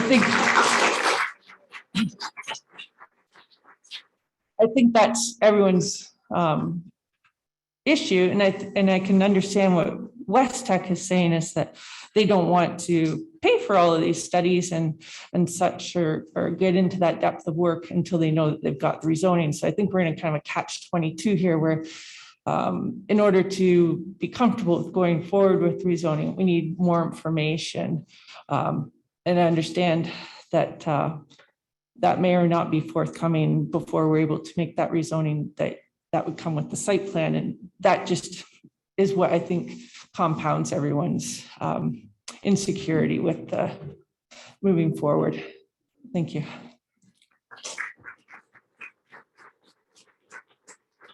Thank you. Just want to note also on that the site plan, as well as the MTO, we have already paid for that. We've already done, had the assessments and surveys done. It is the people that's doing the work, that the surveyors, we are waiting for their reports. And that's out of my hands. Otherwise, they would have been here. Why are you telling us that now? Okay, sorry, folks, please, you are required to address questions to the chair if you have them, and not, we can't. I want to know why it was left so late for the actual public meeting if you're forced to be making a decision so soon. I mean, if you had this proposal 3 months ago and we're only having a meeting about it now, and now you say that your time is up for the period of time you have to weigh everything. That leaves you no time to actually do your due diligence and do a little bit of extra investigating and pulling in another environmental assessment. And now, why wasn't there a meeting when you first got the proposal?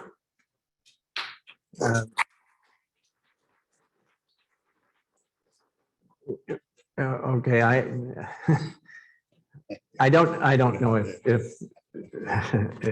our CAO clerk or John can respond or not. We first of all, let me just say this: we have time. Okay, we're not out of time. We're not running out of time.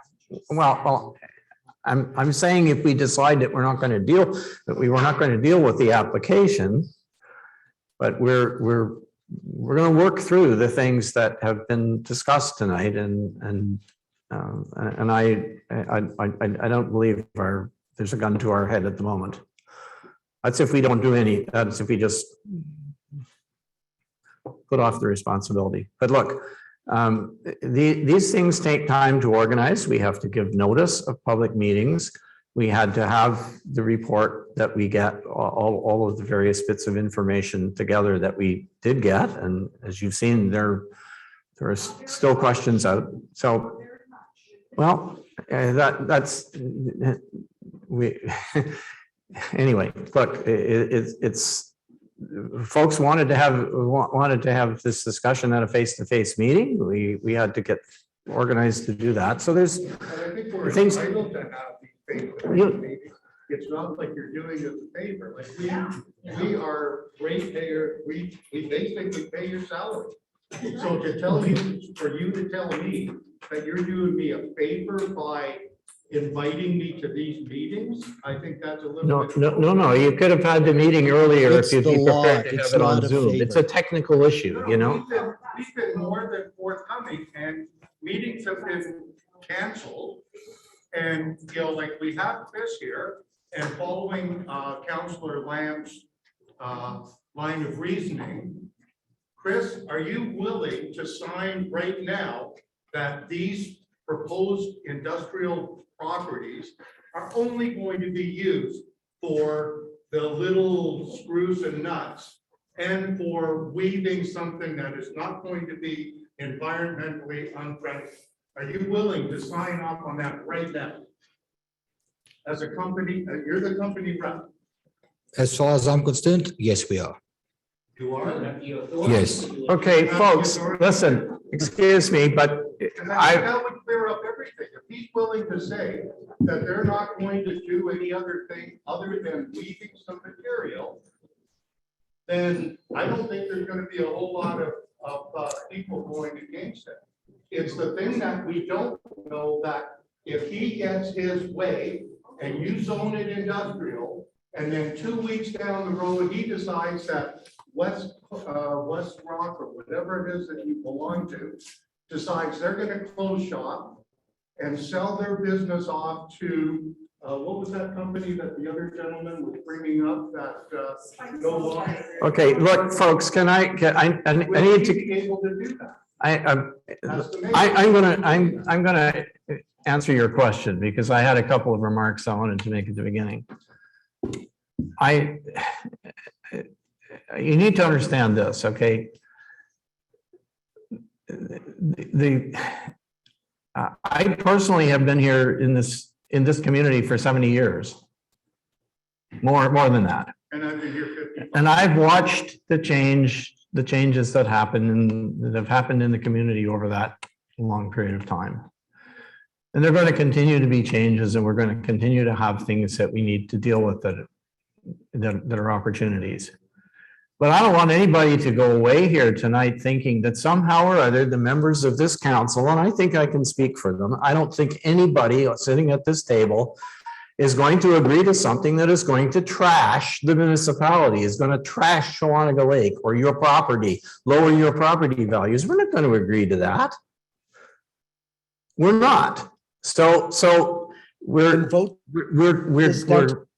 have this opportunity to have an exchange of information, an exchange of concerns, and so on. And it's very important, and I appreciate you all coming, and believe me, I have exactly the same concerns that you do. We're going to make sure that those things get addressed, and if they can't be addressed, then we'll have to make the decision to turn this down.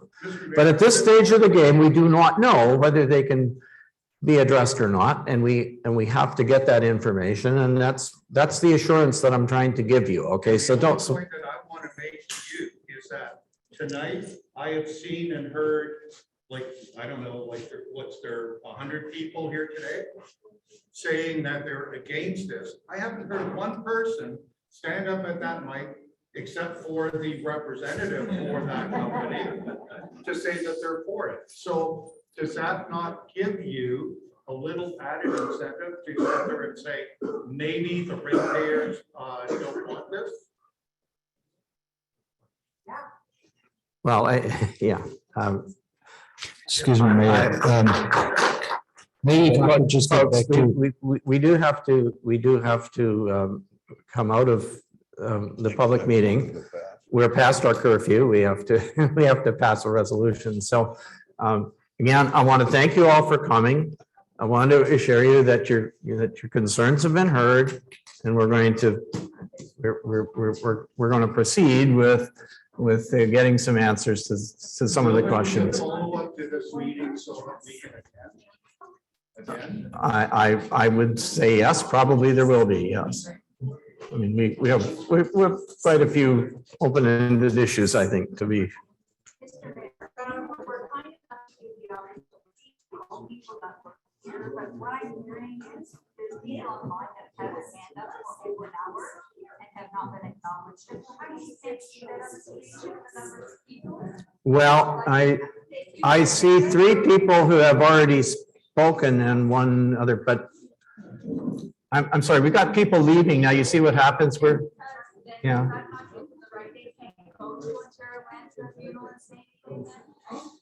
They don't speak here. They don't get to go on. Oh, No, their attendance is recorded at the meeting because they're online. Yeah, they're recorded. Can I just ask one question? Nobody's, Just one question. well, if I'm, 2 minutes, 2 minutes. but look. Question for this gentleman. They came and they bought this property for. You at the time. Madam, I'm sorry, I have to cut you off. There's people are leaving the room, they're talking, they're doing everything else. I'm sorry, the public meeting is got to be over at this point. Okay. Could I get a motion, please? Why, to adjourn? why did they buy the property with the current zoning? They knew that zoning was not for their purpose. They bought the property thinking that they can do the zoning change. Look what happened. They round up the whole entire community for what? They knew what they bought. But they They did, knew. yes. And So why are and they they knew they talking- would have to make an application and they've done so. So I understand that point. Yeah. They have an application, you have to address the application. My question to them is why buy a property that's not suitable for their purpose? Well, I can't answer I know, that, I I'm don't sorry. ask Yeah, you to answer my and question. you I'm just can ask stating the fact Christie if that you they want came in, offline, but. They came in, they bought. Motion to reconvene to a regular meeting, moved by Councillor Woods. My question when I asked you that. You could- Folks, if you want to have a discussion, would you please take it outside the doors so that we can hear ourselves, if you don't mind, please? Seconded by Councillor Gorm Matthews. That this meeting be reconvened to a regular council meeting at 10:04 PM. All in favor, please indicate. Mr. Mayor, I'm sorry,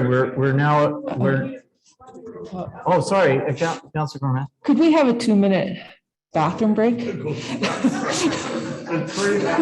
Okay, 5-minute recess, maybe that's the way to get things out of there.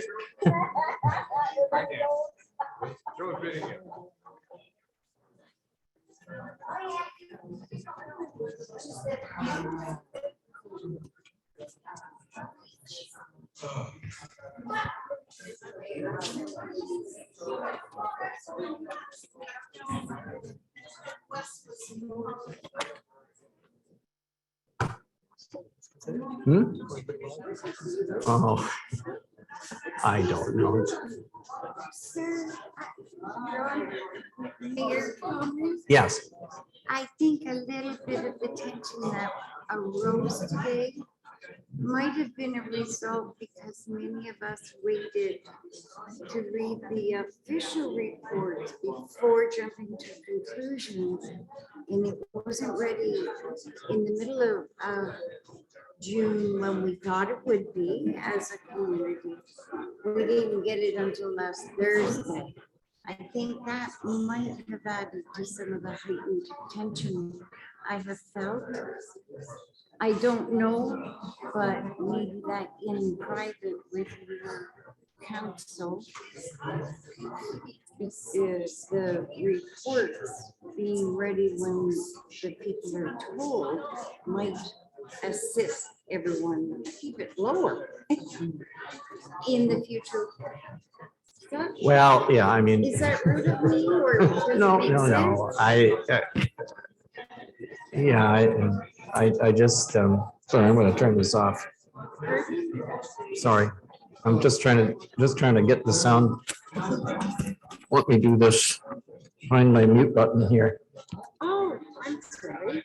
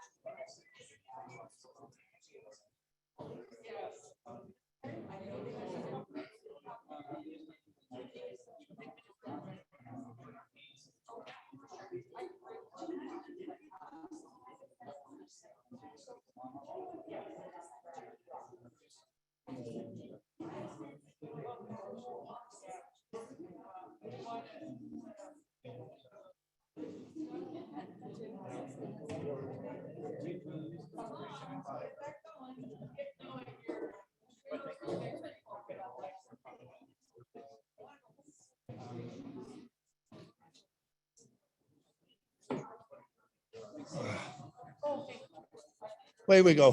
Thank you for coming. Hopefully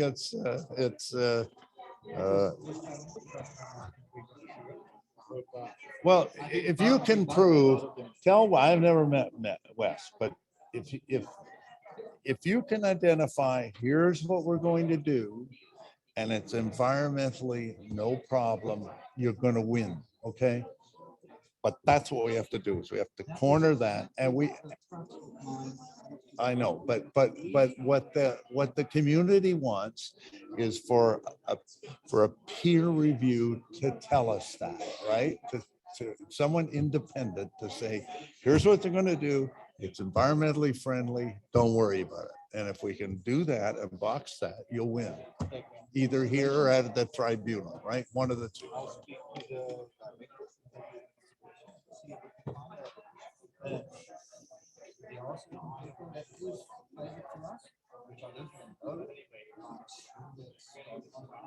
Oh, there are some. I know them. I know the ones that are, but there's far more sentiment because, you know, they've geared them all up. That's part of the problem, but we got to deal with it, right? So anyway, appreciate you coming and good luck.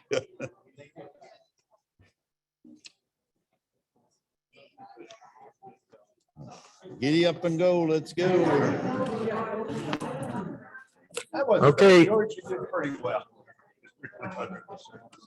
Okay, oh geez.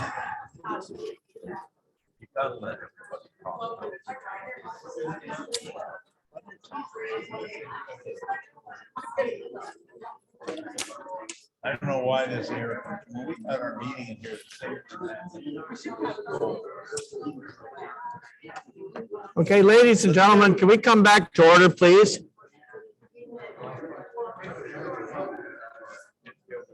What's happened to my mic? Am I muted or no? Check, check, check, check, check. Oh, here it is. Okay, ladies and gentlemen, please come to order again.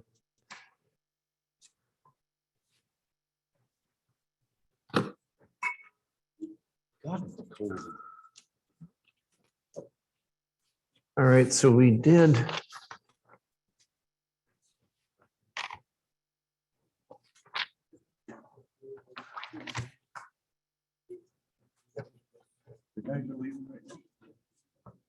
Okay, we do have an item arising from the public meeting under 6.1.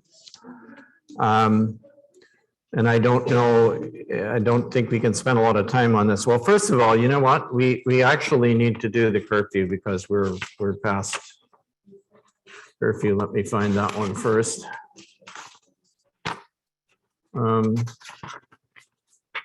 Can I get a mover and seconder that we extend for an additional half hour, please, to finish? Councillor Gorham Matthews moves and looked like Councillor Lamb was seconding. Is that correct? Yep. All in favor of that? Otherwise, we get to go home. Okay, thank you.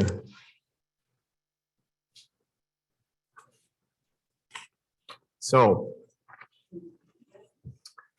now matters arising from the public meeting. I don't know if council wishes to give any instruction, but I'll see if there's some a mover and seconder for this. That the council of the municipality of Whitestone receives the Ambience Fine Homes Incorporated proposed zoning bylaw amendment to rezone part of lots 40 and 41, concession A, in the geographic township of Hagerman and fronting on Highway 124 from the industrial pit M2 zone to the industrial M1 zone for information, and that the following direction is hereby provided with respect to the next steps. So let's get a mover and seconder, and we'll fill in that blank spot. Councillor Lamb is moving. Is there a seconder? Councillor Woods. Okay, thank you. What do you wish to fill in with respect to the following direction? I'll have to talk into this, I guess. Obviously, it's been suggested by John that we have a peer review, and I think that's what we need to do. I think the community is looking at us to do a review to authenticate perhaps what West Tech is saying. So I'm looking for a peer review, not only environmentally, over the ASMUS report. Quite frankly, if you do another second one, it's going to come back like the first one. I don't see that changing very much. Okay.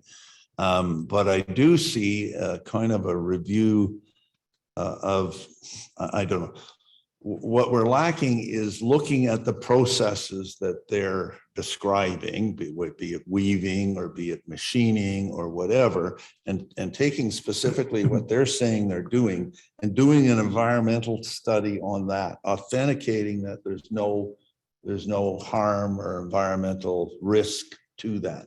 So I'm looking for a peer review kind of like that, so that we could perhaps go back to the community and say there is no risk here or there is a risk here.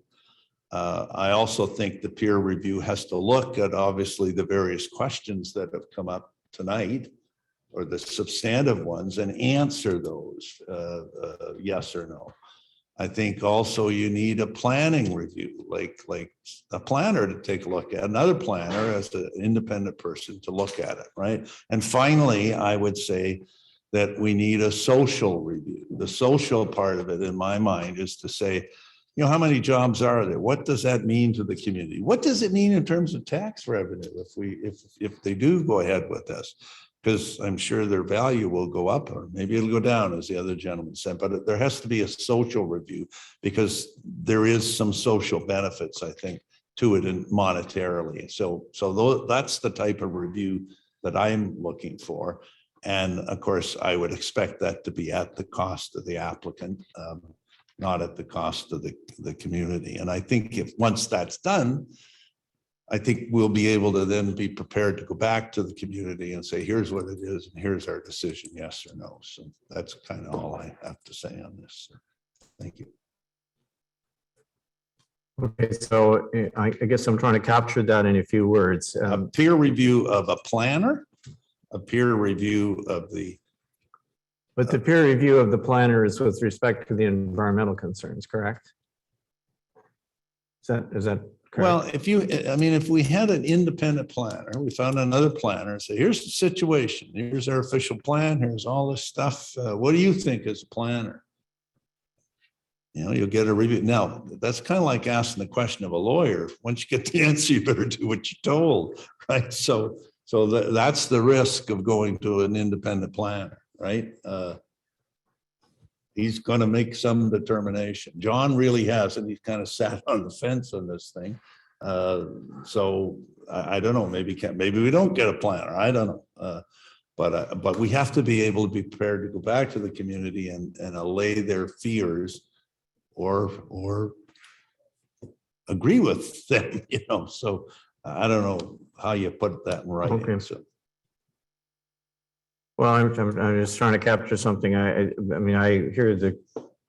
get the peer review. But I guess what I'm trying to do is not to redo you said, you said this, I think, not to redo Azimuth. Because I can tell you what, after reading that report, you could apply that to 80% of the land mass of the municipality, right? You know, so you're gonna find the same general things that people are saying about my property and any other large chunk, you know, any other piece of undeveloped property. But the question is, what are the specific concerns relative to what the applicant is proposing? So the environmental concerns that everybody was concerned about tonight. And we do need to get somebody to look into those details, right? So I don't know. I'm just. There's a lot of things that are brought up that you need a box to say at the end of the day, they say this untrue, boom, or they say that true. Well, right? You know? That, how about a peer review? Sorry, to be conducted of the proposed operations of the I'm going to say planning. Let me try this on you first. Okay, planning,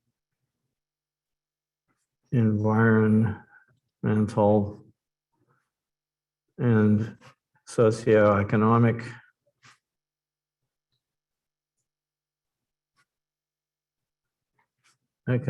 issues associated with the application.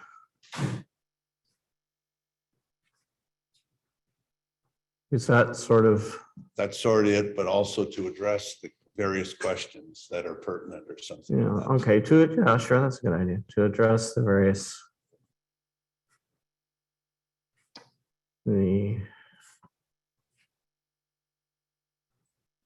questions raised at the applicant's cost by the public.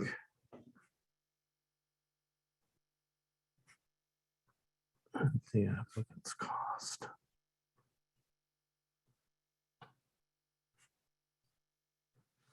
Mr. Wright, I have a comment. If I could. Yeah, go ahead. Councilor Gorham Matthews, she raised the issue of the site, more site-specific, I guess, proposal or information like Azimuth. If you read their report, they're suggesting that a more comprehensive study be done. I think that's in addition to what we're talking about here. That's more environmental on the site-specific stuff. I'm not sure, maybe Mr. Jackson can help me on this, but when we would get into this process and whether it can come before they know when and where they're putting their equipment and facilities and such on the property. Should we be looking at a request, and that would be at their expense as well, to have the report, I guess, updated or brought up to date or made more conclusive, I suppose, on the site specific?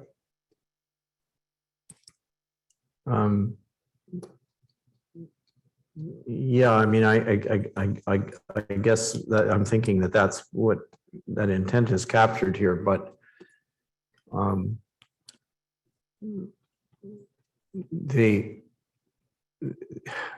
again, I took the comment in the Azimuth report not to mean that, and I mean, they did say, well, you know, you could come and do some more ground, what's usually referred to as ground proofing, you know, for thinking like if you think something is, as an example, if you think something is Blanding's turtle habitat, a lot of things could be Blanding's turtle habitat. The question is, are there any Blanding's turtles actually there or not? Or Massasauga rattlesnakes? And I think that's what they were referring to.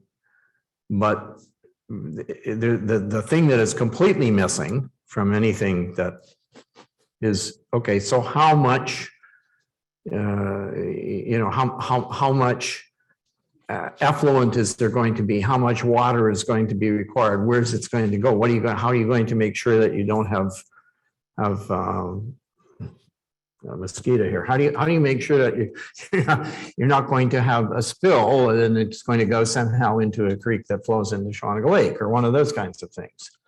And those things are more kind of engineering detail, but I think that's in the process of what we need to do. We have to get to that sort of thing, because that's what it's going to take to assure people that in fact this is safe or not, right? You know, that's. Well, Mr. Mayor, that's kind of what I'm coming at. Yeah. I know the one comment made, and I believe Ms. Can made it.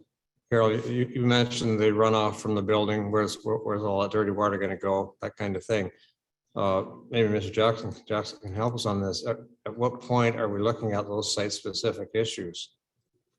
These are things that bother the people, like what is going to run off that property, and is it going to get into the streams, into any sort of stream that goes toward Shawnee Lake? It's certainly not going to run off the back and get there, I don't think, but down the front along the road and that. This is something we should be looking at this stage of the game, Mr. Jackson. I think that if you are having someone do an environmental review of those kinds of technical items, that would be built into the peer review process. So it would be more likely an environmental engineering company that would do that kind of assessment, and that would include both hydraulics as well as biology. So I think that would be implicit in that step. You just have to get the right consultant with the right terms of reference, and you'll see. For example, such an investigation might say, we ultimately want to place the property in a holding category until certain things and details are specified, identified, and almost shrink wrapped as a hybrid type specific zoning regulations. So I think it all flows. I think it's built into the peer review process as long as you get the right peer review consultant. So can I just read you what I have? It says that the bottom of paragraph of this resolution says, and that the following direction is hereby provided with respect to the next steps. A peer review to be conducted of the planning, environmental, and socioeconomic issues associated with the application to address the questions raised by the public, at the applicant's cost. Do you think that? The only other thing I would put in is what sort of abatement there might be. Like in that study, they might say, hey, there's not going to be noise, or there's going to be noise, we're going to put up a berm or something, right? And that kind of stuff. So I would expect the peer review to come back and say, you know, if there's minimal noise, here's what you can do. Or here's what, or in other words, suggest some guide rails that we would put around this thing to make it even safer. I don't know whether. Okay, so to address the questions raised by the public and suggest mitigation measures, would you like that? Perfect. All right. Mr. Mayor, one thing that I picked up from the audience tonight, or one of several, the orientation of the building. Christie mentioned that it was being rearranged now from horizontal, parallel, or whatever, redirectional. We have a sketch that shows the building being parallel with the highway. And I get the impression from him tonight that it's being swung around somehow. And if you go by the standards, I guess the industrial standards in relation to the MTO, you only have to be back 15 meters to the front of a building from the MTO right of way. So I think there is some concern from the community, like where is this building actually going to sit on the property in relation to the MTO property? Maybe that's something that. Well, that would be a planning issue as I see it. Okay, like, because would that be something that would be brought forward though? Because that's a question I've been asked and I haven't been able to answer properly several times from people. Where exactly is that building going to be? Can you see it from the highway? Like someone said, the trees are behind the building. I think this lady may have said that. That's not helping. That's not much of a berm if the trees are behind the building. So there are some just technicalities. I think that should be sorted out. Well, yeah, I'm just wondering, I mean, I consider that to be something that's included in here. We would obviously have to work on some terms of reference for this. I mean, and I don't think we can do it. No. I don't sort of feel like we could do it on the floor of the meeting tonight, but it is very important. John, what John said is correct. We have to get the right terms of reference. We have to find somebody who can do these various pieces and I mean, I see some of these things as things that are normally done by engineers who do site plans. Right? That's very common in my experience. Let's get the kind of people who do that. They look at all the details exactly about where But everything's that's going to go. something the applicant could have come with too. Hmm? A lot of this stuff, the applicant could have come with, right? We've looked at this and we're going to do that. And here's what we're going to abate to that, you know, and all that. That's why it's not unusual that they should pay for it because we're doing the work that quite frankly they should have done. And yeah, I agree. So anyway, can we pass this motion? Are you okay with it as it is? I'll ask for a show of hands. Those in favor? All right, thank you. That's all right. So now we have a consent agenda, which consists of council and committee meetings, the regular council meeting minutes for Tuesday, June 21st, the 911 committee meeting minutes for June 8th, 2022, and the unfinished business that's listed on page 4. So can I get a mover and seconder, please? That now therefore be it resolved that the Council of the Municipality of Whitestone hereby approves the council meeting minutes of June 21st, 2022, and receives from information all other items contained in the consent agenda. We'd like to move that. Councilor Woods moves, seconded. Councilor McEwen. All right. Any discussion about this? All in favor? Okay, that looks like it's carried. Thank you. And there are no matters arising from the consent agenda. Let's see what else let's see here. Where are we? Accounts payable. Mover and seconder that the Council of the Municipality of Whitestone receive for information the accounts payable listing in the amount of $239,215.42 for the period June 16th, 2022 to June 28th, 2022. Moved by Councilor Wood, seconded by Councilor Lamb. Any discussion, any questions? Just one very quick one, 36591 TMI brushing, road brushing. Okay. Coming down Canning, it hasn't been brushed. Are you talking the grass cutting at the side of the road? Sorry.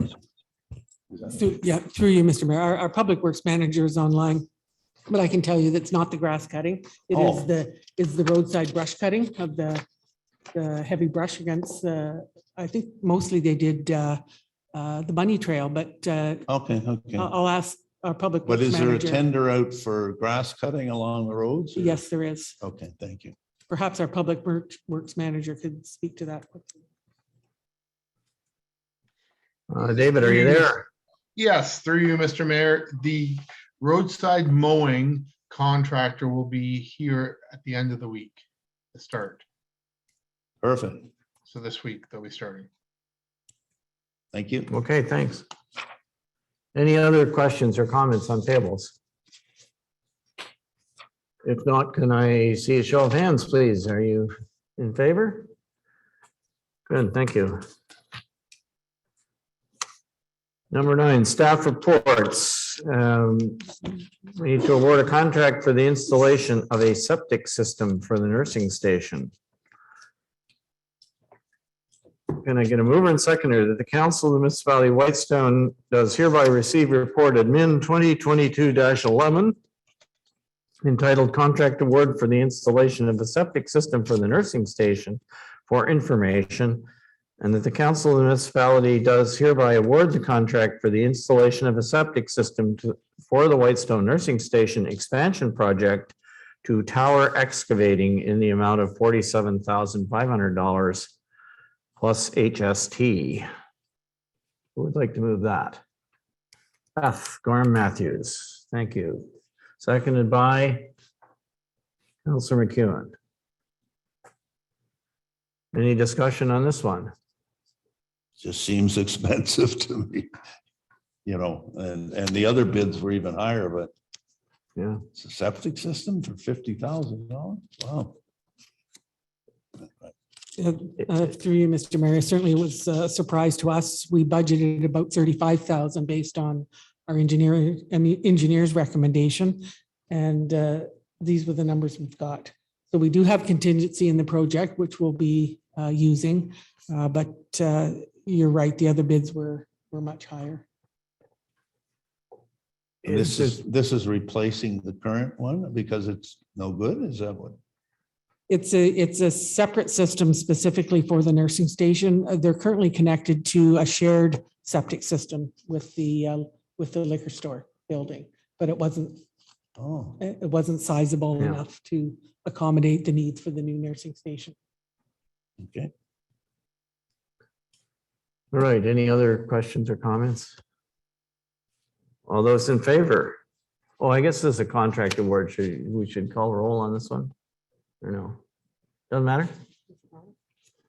A show of hands, let's see. Everybody in favor? All right, thank you. Let's try and save time here. All right, so there are number 11 business items. There are two. The first one is a memo re the Gooseneck Lake dock, and you see the report there. A memo from our manager of Public Works, David Creaser. But again, a mover and seconder, please, that the council of the municipality of Whitestone receive the memorandum from Dave Creaser for information, and that council concurs that a maintenance agreement will not be required. Can somebody move that? Councilor Brian Woods, seconded by Councilor Lamb. Okay. Any discussion on this one? Any questions for Mr. Creaser? You were going to make a comment. Go ahead, Councilor Woods. Is the dock in yet, or will it be going in soon? David, if you're still there, can you answer the question? Is the dock going in soon? Through you, Mr. Mayor, yes. The council resolution that was passed back in April was contingent on this. So everything is ready and in place. The only thing we're waiting for is this council to agree that an agreement is not required. That's the only thing we're waiting for. So it will be in the next couple of days. The dock is up there, but not installed. So today, or sorry, tomorrow or the next day, it should be installed. Okay. Thank you very much. And all the work that's been done out there looks great. Thank you. Councilor Gorham Matthews. Yeah, I was just going to agree with Councillor Woods. I was up there on Thursday night and it looks really good. The trees have been cleared and the rock placed, and it looks much more workable to back your boat into the water. They've done a nice job of preparing the area.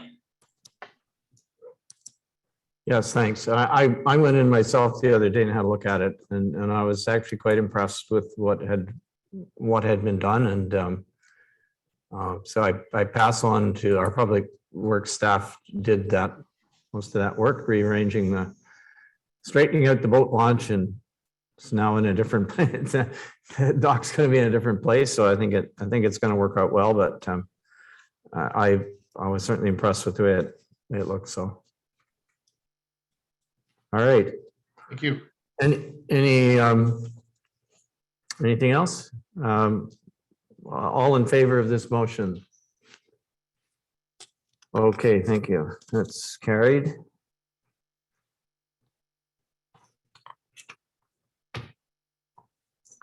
Correspondence. So, No, the August 2nd meeting. oh, I'm sorry. Yes, of course. I flipped that. I knew this. Rush to get out of here before midnight. 11.2. The just discussion recording location of August 2nd, 2022 meeting. And the suggested resolution is that the Council of the Municipality of Whitestone does hereby revise the 2022 council meeting schedule such that the August 2nd meeting will be held in the Dunchurch Community Center, and by implication, not in the Ardbeg Community Hall as was originally planned. And you'll appreciate, I think, that the reason for probably the biggest reason for doing that, of course, is that there's no way that we're going to support a Zoom meeting out of there. So people would have to be, everyone would have to show up in Ardbeg if they wanted to participate. I'll make the motion. Councillor Lamb moves. Oh, that's interesting. I got one motion paper for two things. Okay, so this is going to be 11.2. Councillor Lamb moves, seconded by Councillor McEwen. And that is what I read to you, that we revised the council meeting schedule. All right, so I'll just put a little note on here, Madam Clerk, so you know what to revise. Council meeting schedule. All right, so all those in favor, please indicate. Looks like that's carried. Thank you.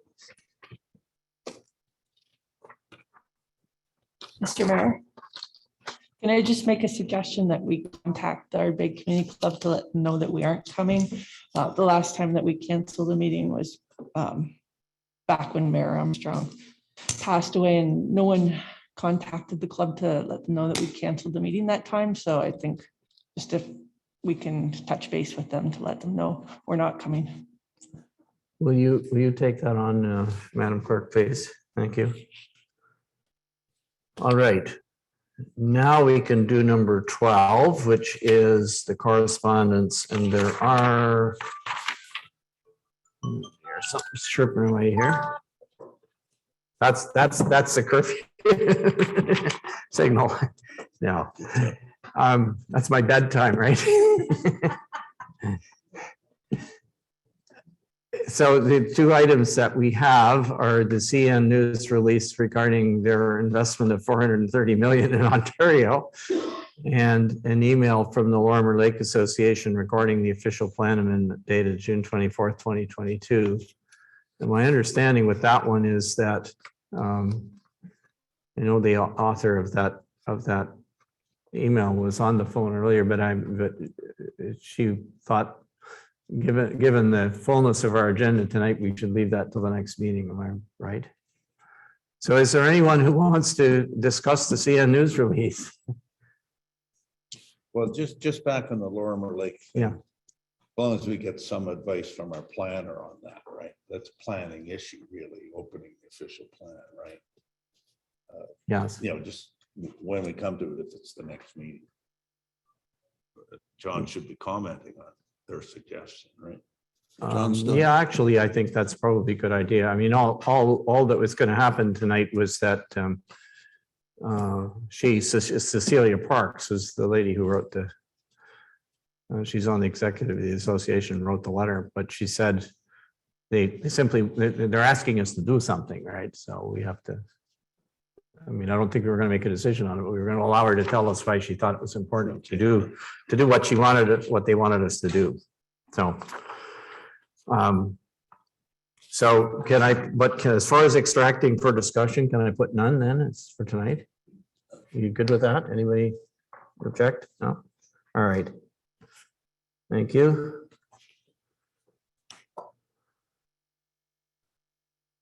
So. No, all those, oh, so I didn't get a mover and seconder to just that the motion is that we review the correspondence items. Or that whereas we have reviewed the correspondence items, we are extracting none for further discussion. Would somebody like to move that? Just Councillor Woods, seconded by Councillor McEwen. All right. All in favor? Okay, thank you. I keep the order papers clean here. Okay, nothing. So nothing. We do have councillor items 13. Are there any councillor items? Well, okay, Councillor Gorman Matthews, go ahead. Yeah, I just wanted to thank all the volunteers and everyone that ran our Canada Day events. It was a good turnout, and I saw the pictures of the boat races, and there were a lot of families that looked like they participated and had a good time at that. And I believe that the barbecue and the other fundraising activities that took place during the event were well supported by the community as well. So my thanks to all the volunteers that gave up their holiday day to bring that to the community. Okay, thank you very much. Councillor Woods, I was just going to raise about the Canada Day celebration and how thankful I was for everyone that showed up, took part, and all the volunteers that put the time in to put it on for us. Another quick one is I would like to thank staff for the new sunshades on the beach here. They will be a much welcome treat on that beach when it is blazing hot outside. So thank you very much. And they look great. okay, thank you. I don't know if David is still on the call or not. I don't think I see him, but anyway. Yes, okay. Thanks for that comment. Anything else under councillor items? Just quickly, it went pretty well tonight. You know, for our first hybrid meeting, I guess. I'm impressed. There could have been a lot of glitches and it could have gone sideways, I guess. So hopefully we just replicate that, I guess, in the future. I think it went okay. Yes, we, as I said at the beginning of the meeting, we've had a few kind of dry runs of this, but with very small number of people. And the first couple of times we did it, we learned a few things along the way about how everything was set up. But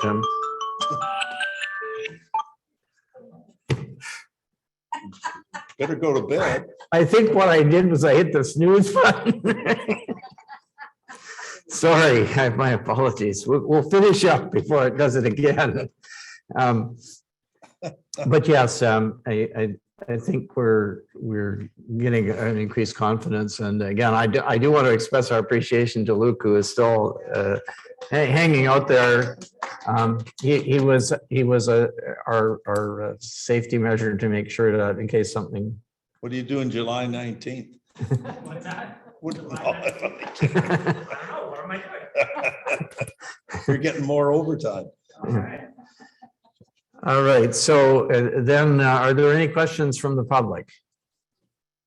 I'd like to get a status update on the sidewalk project, whether or not it'll be done in time for the kids going back to school in September. Okay, that's a good question. Would you know, Madam CAO? Through you, Mr. Mayor, it won't be built this year. This year was a design year. We applied for a grant, which we actually haven't heard back yet, but it was a good fit for that grant. We have a lot of work to do with MTO and a lot of design work. So the plan is to do that work this year, hopefully get the grant, and then fund the project for next summer. Okay, thank you. Are there any other questions? Go ahead, I don't Ed. have questions, but I have 3 comments. One, thank you very much for setting this meeting up. This is so much better than a Zoom meeting. You can see who we're talking to, we can have other people, so I really appreciate that.